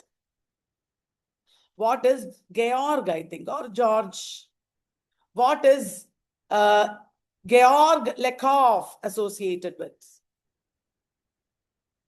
He is associated with communication theories, framing theory of communication. Framing theory of communication. Remember that. Georg Lakoff, framing theory. Literary theory is on the way. Okay, who is associated with what is Steven Pinker associated with? What is the book that he wrote? Language what? Steven Pinker. Language instincts. In some previous exams, there were 10 questions from linguistics each. 10 questions. They are not making more questions from literary theory. You are thinking like that because Literary criticism is also bordering on literary theory. Then this cultural studies is also bordering on literary theory. Some research methods are also bordering on literary theory. So you feel like literary theory, they're asking more questions. Actually, they're asking equal number of questions, I think. But you can't tell very clearly. Who wrote Language Instinct? Language Instinct, Steven Pinker. Language Instinct is by Steven Pinker. Do you know who wrote the book Linguistic Imperialism? Linguistic Imperialism. Robert Philipson. Robert Philipson. Robert Philipson. Okay. Aspects of the theory of syntax came in 1965. Is it true or false? Aspects of the theory of syntax. Yes, it is by Noam Chomsky. It came in 1965.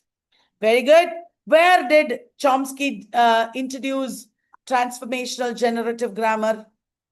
Where did Noam Chomsky introduce transformational generative grammar? It is in the book Syntactic Structures. Syntactic Structures.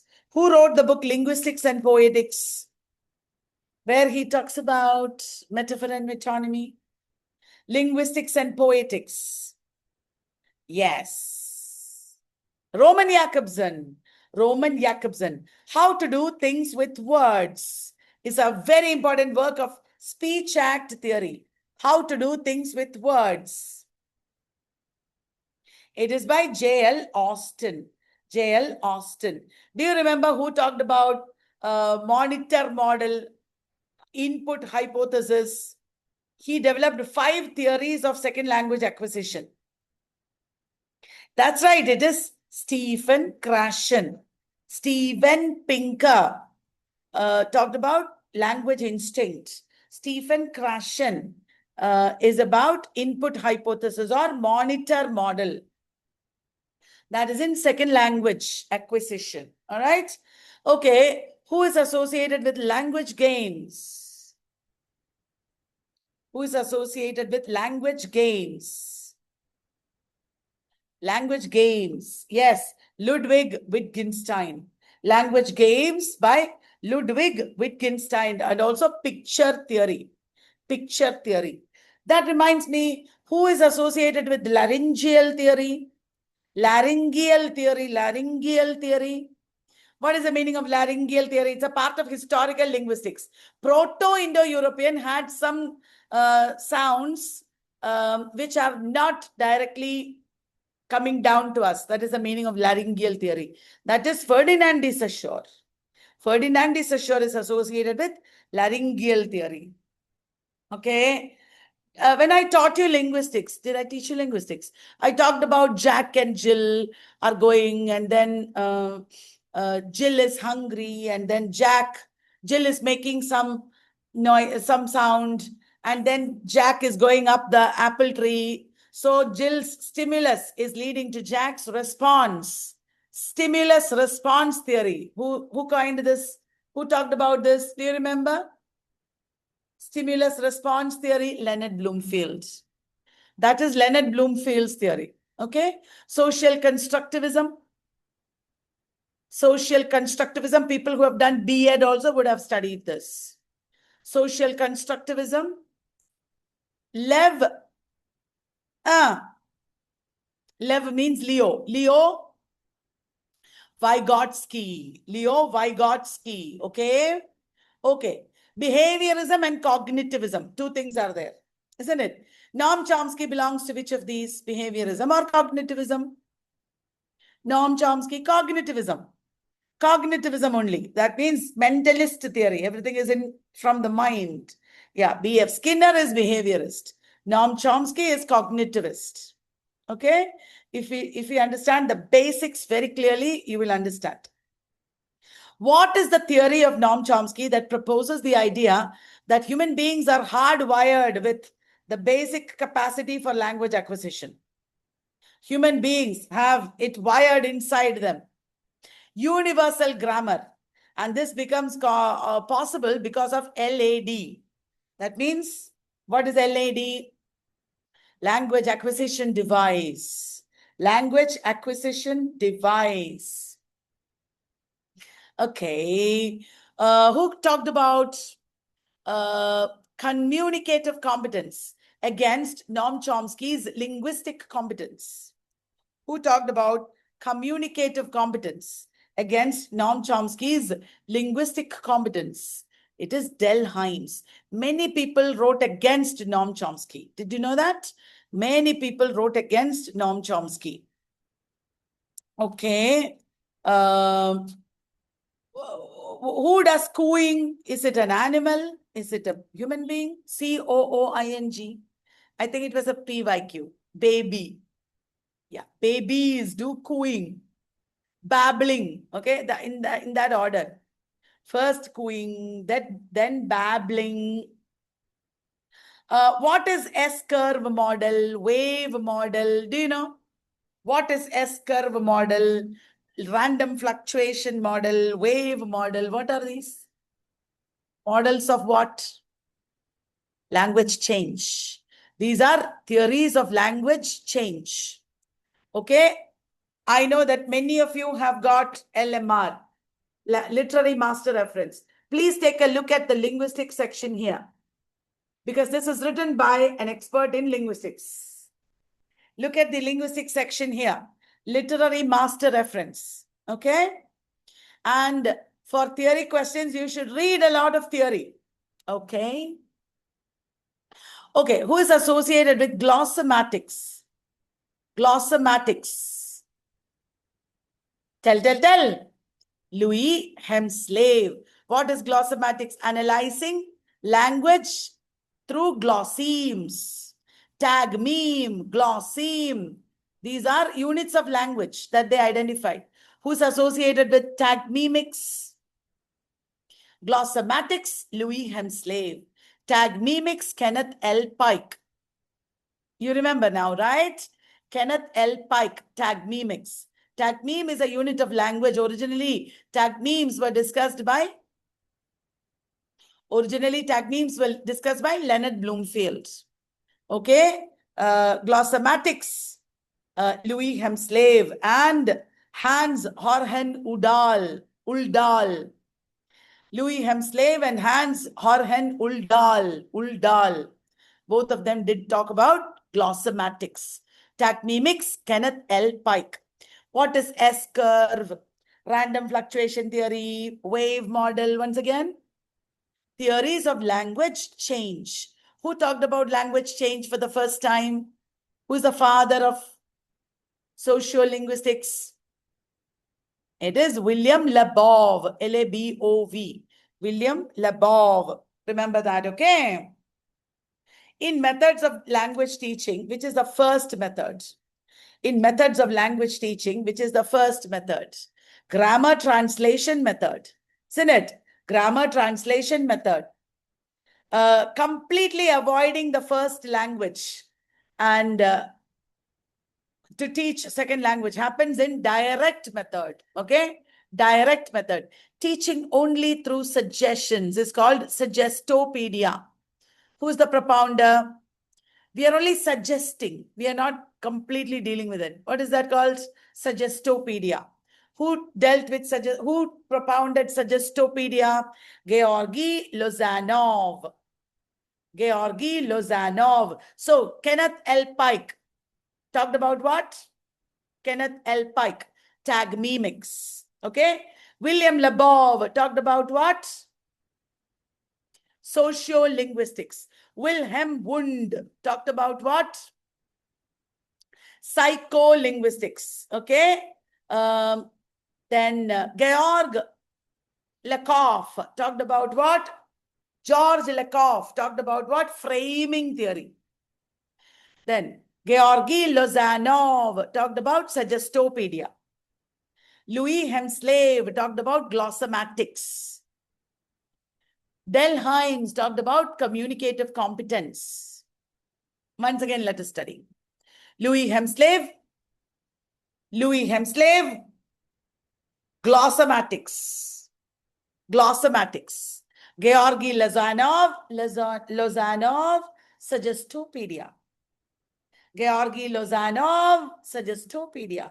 Lozanov, Suggestopedia. Okay? Louis Hemslave, Glossy, Glossomatics. Kenneth L. Pike, Tag Mimics. Tag. ID card tag. Kenneth L. Pike, Tag Mimics. Louis Hemslave, Glossomatics. Then Georgy Lozanov, Suggestopedia. Del Himes, Communicative Competence. Just take our literary master reference and look at it. It's all given there. Okay. Charles Curran talked about community language learning. Charles Curran talked about community language learning. If you don't remember, it's okay. The man who talked about monitor model, then input hypothesis, also talked about natural approach. Who is that? Stephen Krashen. Robert Philipson talked about linguistic imperialism. Philipson, linguistic imperialism. Steven Pinker, language instinct. Georgy Lozanov, Suggestopedia. Okay. Georg Lakoff, framing. Lakoff, framing. Lozanov, Suggestopedia. Louis Hemslave, Glossomatics. Natural approach. Krashen. Monitor model. Natural approach. Input hypothesis.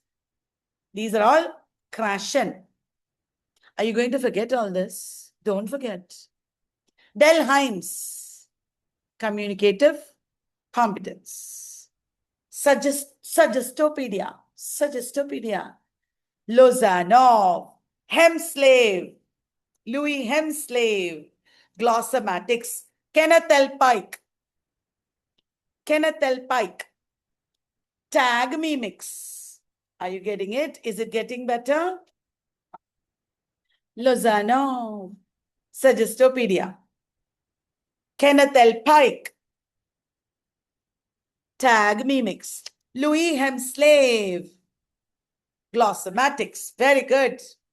We are learning. Oh, I can't say one word. One name.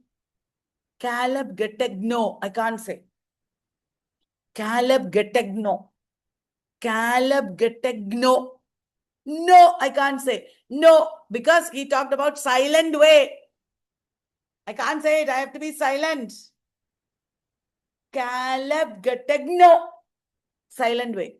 Lozanov. Suggestopedia. Hemslave. Glossomatics. Kenneth L. Pike. Tag mimics. Del Himes, communicative competence. Caleb Gettegno. Silent way. Caleb Gettegno. Silent way. Natural language. Krashen. Natural language. Monitor hypothesis. Input hypothesis. Krashen. Those who don't know, I hope you're able to remember better now. Kenneth L. Pike. Tag mimics. Lozanov. Suggestopedia. Then Hemslave, Glossomatics. William Labov, language change. Del Himes, communicative competence. Charles Curran, community language learning. Charles Curran, CLL. Charles Curran, CLL. Lozanov, Suggestopedia. Natural approach, Krashen. Kenneth L. Pike, tag mimics. Hemslave, glossomatics. Sociolinguistics, William Labov. Is it clear? Are you loving this? Okay. 2 words. Only one sound is different. And it produces a difference in meaning. What is that called? I made an Instagram reel about it. Curl and girl. Pat and bat. Kalyani and Kalyani. What are these? Kalyani and Kalyani. What are these words? Minimal pairs. Kalyani Kalyani is different. It's wrong. Curl and girl. That means only one sound is different, but meaning is different. Okay? Okay? But economics and economics, that's wrong. Because sound meaning is not different there. I hope you understand. When per comes at the beginning of a word, we say per, k. What is that called? When per no, it is called aspiration. Aspiration. Okay? Per are plosives who are aspirated at the beginning of a word, isn't it? Now, did you get that? Is it clear? Beat and seat. What are they? Minimal pairs. Minimal pairs. Okay. Government in English. But we write government. Government, we write. But the pronunciation is government. Earn is silent. What is that called? You are right. It is syncope. Syncope. Omission of sounds or letters. Okay? Cope means omission. Syncope is there. Apocope is there. You can also say elision. Elision also means deleting something. Okay, guys. Addition is called thesis. Prosthesis. Prosthesis. Some people, for saying school, they will say is school. Some people will say school. That is called prosthesis. Is school, school, prosthesis. Do you know that, guys? Okay, stress, intonation, pitch, tone. What are these called? Stress, intonation, pitch, tone. These are called suprasegmentals. Suprasegmentals. That means word is there and you're adding more things to the word. Suprasegmentals. Got it? Did you get that? Okay. Careless. Care is what morpheme? Less is what morpheme? Care is the root. Free morpheme. Root. Less is bound morpheme. Very good. Instead of saying United Nations, we say UN. That's not a good. UNESCO. That is a good one. What kind of word formation is that? UNESCO. Acronym. Isn't it? UNESCO is an acronym. Did you know bandana, shampoo, these are all words borrowed from India? These are borrowing, words formed by borrowing. Now, from the word act, we made the word actor. What is that called? What is the difference between foot and butt? They are not minimal pairs because pronunciation is different. Not only one sound. Loan words, borrowing or loan words. From the word act, we made the word actor. What is that called? Back formation. Back formation. Okay. A root or stem is repeated. Tata. Bye-bye. What is that called? Reduplication. Tata. Bye-bye. These are called reduplication. Are you getting that? Okay. Bat can mean the animal. It can also mean the cricket bat. So what are these two words? Bat in two meanings. Homonyms, correct. They are homonyms. WRITE is right. RIGHT is also right. What are these called? Homophones. Very good. A single unit of language in a dictionary is called what? Lexeme, a single unit of language in a dictionary with a distinct meaning, is called lexeme. The smallest meaningful unit of language is called phoneme. The smallest meaningful name, the smallest unit of language is called phoneme. Yeah, correct.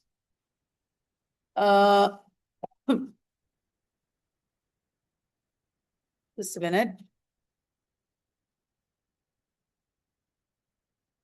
Okay. Morpheme is a meaningful unit, right? So who was the father of grammar? Tell. Father of grammar. Oh, everybody knows. Lindley Murray. Lindley Murray. Okay? Will you remember Lindley Murray? Very important figure. Lindley Murray. Okay, very good. So, did Leonard Bloomfield write a book called Language? Did Leonard Bloomfield write a book called Language? Yes, he did. Very good. The White House, it issued a statement. The India won the match. What are these examples of? You know it. Metonymy. They are metonymy. When a word has many meanings, what is that called? Polysemy. When a word has many meanings, it is called polysemy. To and fro, spick and span. Some words always come together like this. What is that called? These words always come together. To and fro, spick and span. What is that called? Collocation. Collocation. Always some words come together. That is called collocation. Okay. Here is coffee. Here is coffee. Or here is coffee. That what is the difference between here is coffee? I want some coffee. And there is coffee. What is the difference? What is the difference? Yes, for those, you can contact the office. What is the difference? One is perlocutionary act, then illocutionary act, then locutionary act. There is coffee on the table. That is locutionary. Only about the thing. But here is coffee. I'm giving you coffee. That is perlocutionary. I want coffee. Can you give me coffee? That's about the speaker. That is illocutionary. Locutionary means just the statement. Illocutionary means about the speaker. Perlocutionary means from the angle of the listener. Did you get that? Locutionary, just the statement. Illocutionary, about the speaker. Perlocutionary is about the listener. Did you get that? This is basics of speech act theory. Speech act theory. J.L. Austin and John Searle. What is that book by J.L. Austin that we talked about? Book by J.L. Austin, How to Do Things with Words. Who wrote How to Do Things with Text? How to do things with, doing things with text, sorry. Who wrote Doing Things with Text? That is M.H. Abrams. Okay, laboratory became lab. What is that called? Clipping. Electronic mail became email. What is that called? Blending. That is called blending. Okay, blending. Got it? Then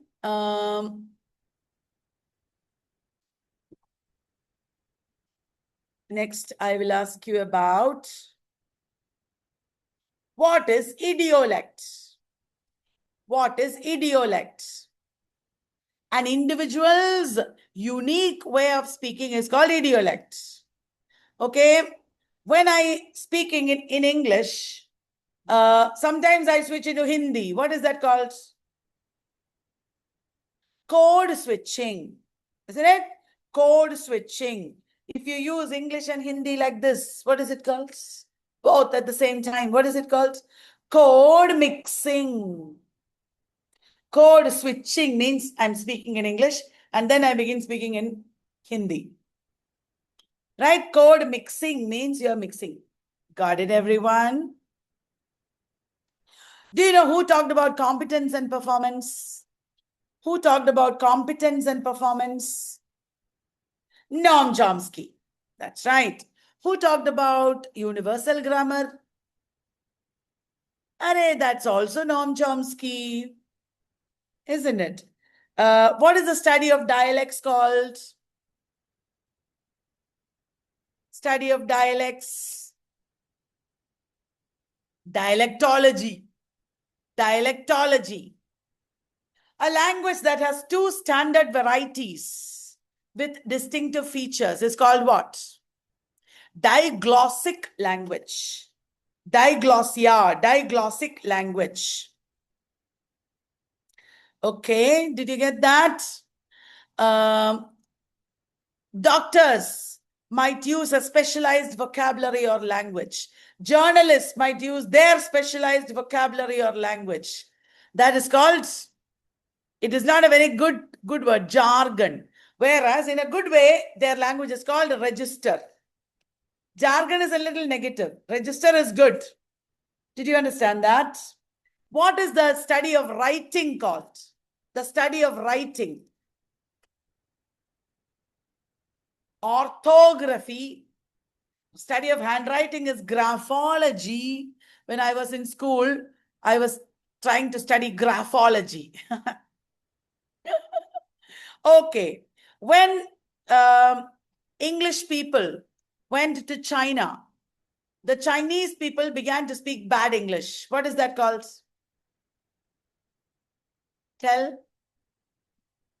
Pidgin. That's right. When English mixes with, or any foreign language mixes with the native language, you get pidgin. Got it? And when pidgin becomes a standard language, it becomes a mother tongue of people. It's called Creole. Great. Cool. Such a cool girl. What is that example of? Slang. Slang, slang. Isn't it? It is slang. When somebody speaks words so that other people won't understand, what is that called? You know, a group is speaking so that people won't understand what it is. What is that called? What is cant? C-A-N-T, cant? Specialized secret vocabulary of a group. That is called cant. All right. And secret language, another form of secret language is also there, as you said, argot. Specialized vocabulary. Argot is not secret usually, but cant is secret. Argot, people will know, you can learn. But cant is used by criminals and all. Which is the famous book written in Russian-inspired argot? Which is the famous book written in Russian-inspired argot in English? It is Clockwork Orange. Clockwork Orange. Difference between pidgin and Creole, you want me to say again? Okay, I will say one more time. Pidgin is just bad English. When English combines with native language, that gets its own vocabulary, its own grammar, and becomes a mother tongue, then it is called Creole. Then pidgin is called Creole. Okay. Sometimes people cannot generate or understand spoken words. Roman Jakobson talked about it in a book. What is that condition called? When sometimes people cannot produce, what did Roman Jakobson write? Two types of language and two types of aphasic disturbances. Aphasia, A-P-H-A-S-I-A. Jacobson wrote 2 types of language and 2 types of aphasic disturbances. Got it? Very good. Now, a gradual cognitive decline caused by degeneration of brain tissue. It can affect old people. What is that called? Gradual cognitive decline. That is dementia. Dementia. Okay, what is CAT in linguistics? What is CAT? Machine assisted translation. Machine assisted translation. NLP is neuro-linguistic programming, but it is considered to be a pseudoscience. They will not ask about it. There is another NLP in linguistics. What is that? There is another NLP in linguistics. What is that? Natural language processing. It is there in digital humanities and all. Natural language processing. Okay. A collection of linguistic data. You are collecting data from a society. What is that called? Linguistic corpora. Linguistic corpora. It is big, quantity of data. In the internet, there are many people, many texts, many websites that use certain words. Or there are thousands of websites where certain features of language are there. You can easily find out all this using tools. What is that called?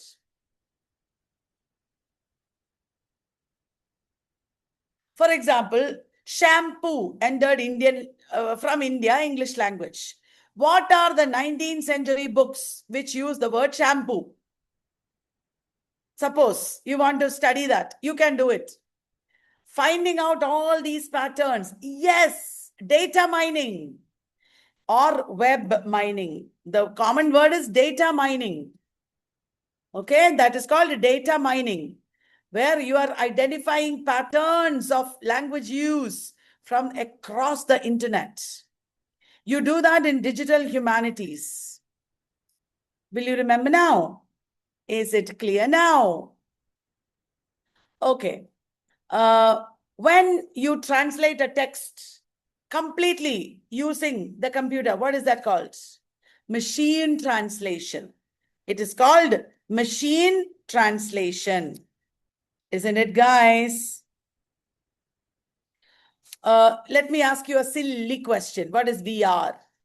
I'm asking this in case somebody doesn't know. VR, virtual reality. Virtual reality. Shall I ask you some figures of speech? A word repeated multiple times within a phrase. In poetry, it happens. Walt Whitman uses this. It was the best of times. It was the worst of times. It was the da-da-da. It was the da-da-da. What figure of speech is that? Anaphora. It is the figure of speech called anaphora. It's a very common figure of speech. You should know it. Okay. Okay. What is the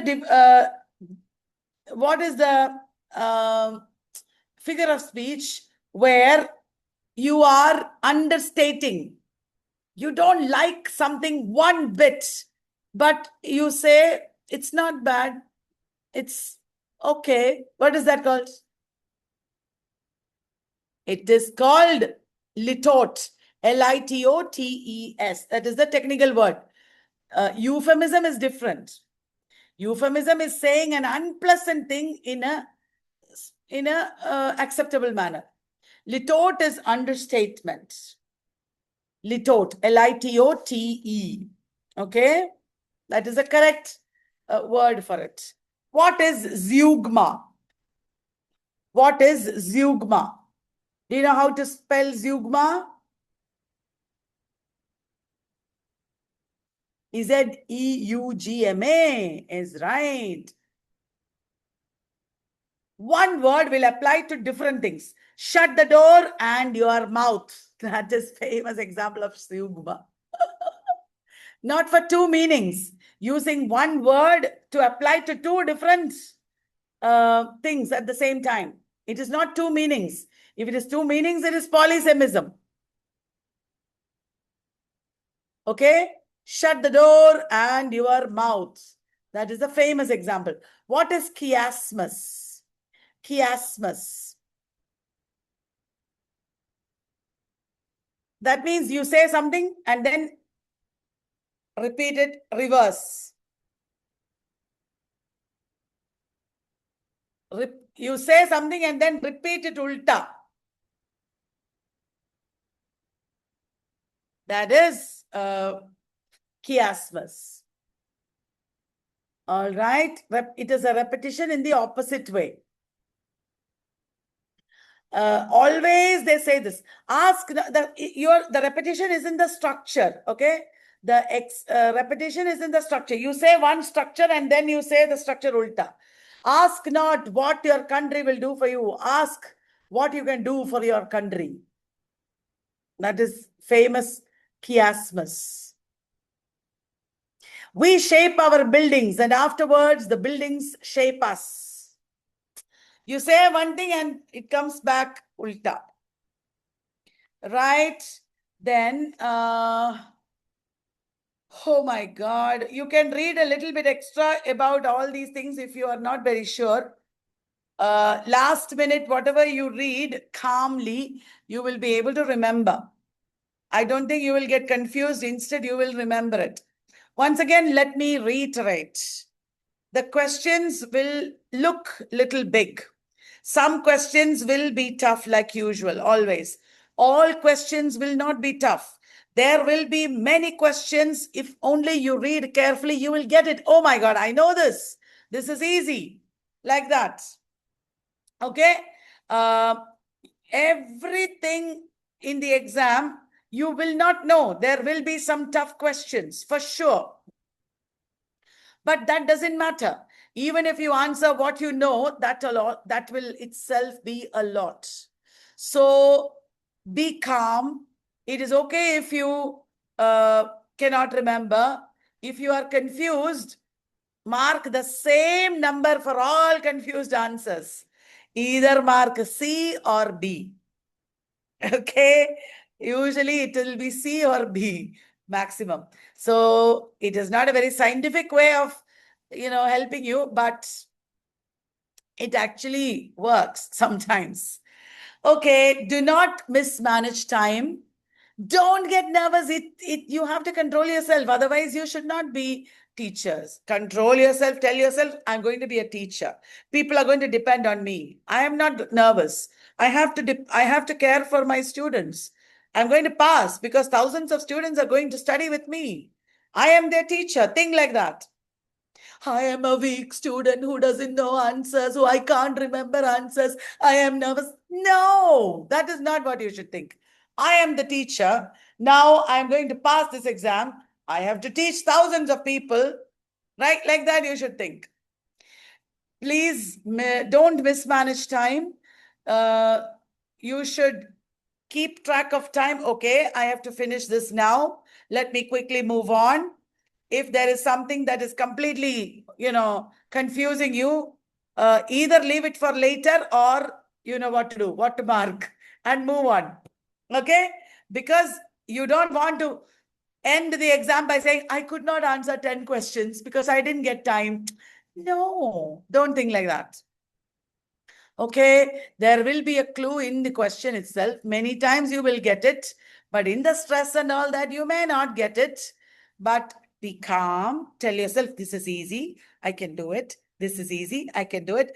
I am the future professor walking into the exam hall to get my pass certificate. Think like that. Okay, not the weakling student. I am the future professor. I have to teach thousands of people. That is why I have come to write this exam. Because I have to pass. Okay? I'm going to pass. I have studied a lot. Everything is not in my conscious mind. I have forgotten in my conscious mind. Because that is what Freud said. Okay, conscious mind is only tip of the iceberg. Everything else is the subconscious mind, is in the subconscious mind.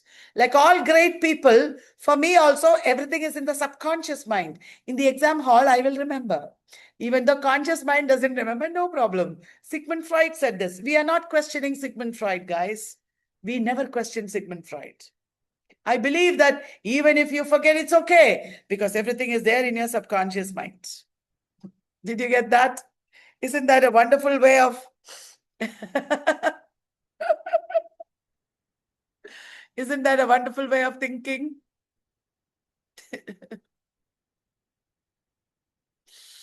It was so good, this paid course.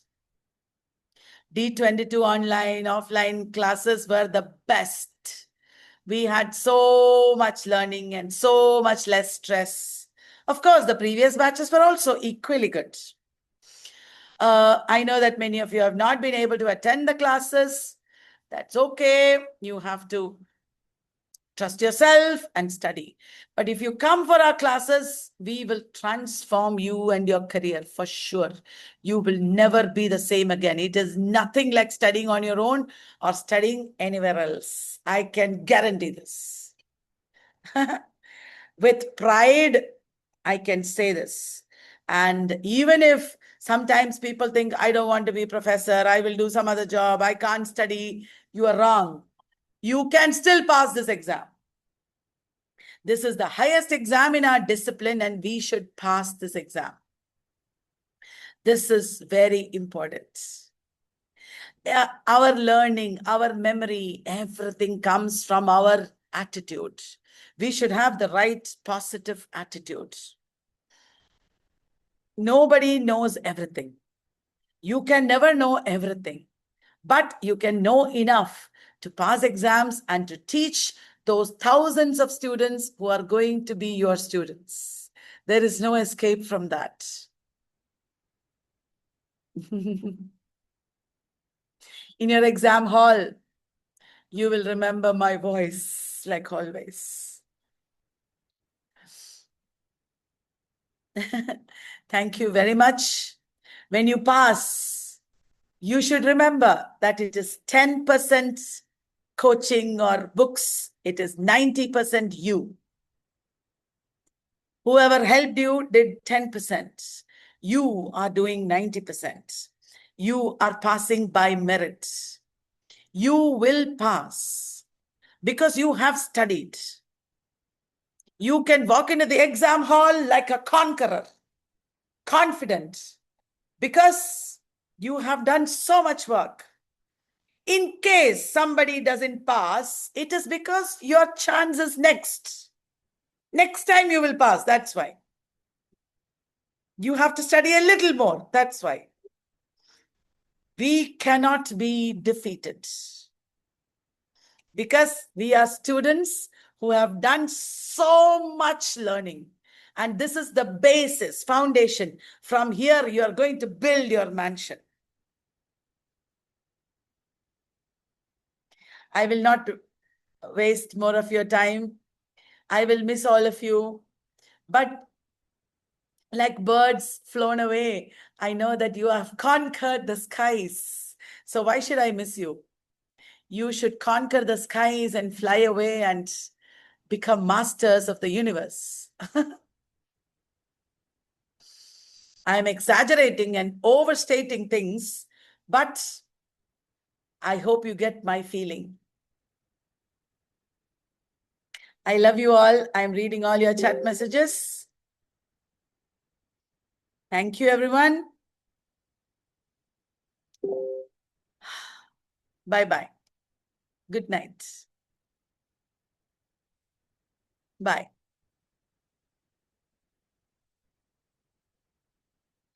God bless you all. God is with you. You will do it because you are calm and confident. God bless you. I'm ending the session. I read each and every message that you have typed in the chat box. I'm not opening the mic because it's just a waste of time. We don't want over romantic feelings here. Just calmly go to bed. Okay? Bye.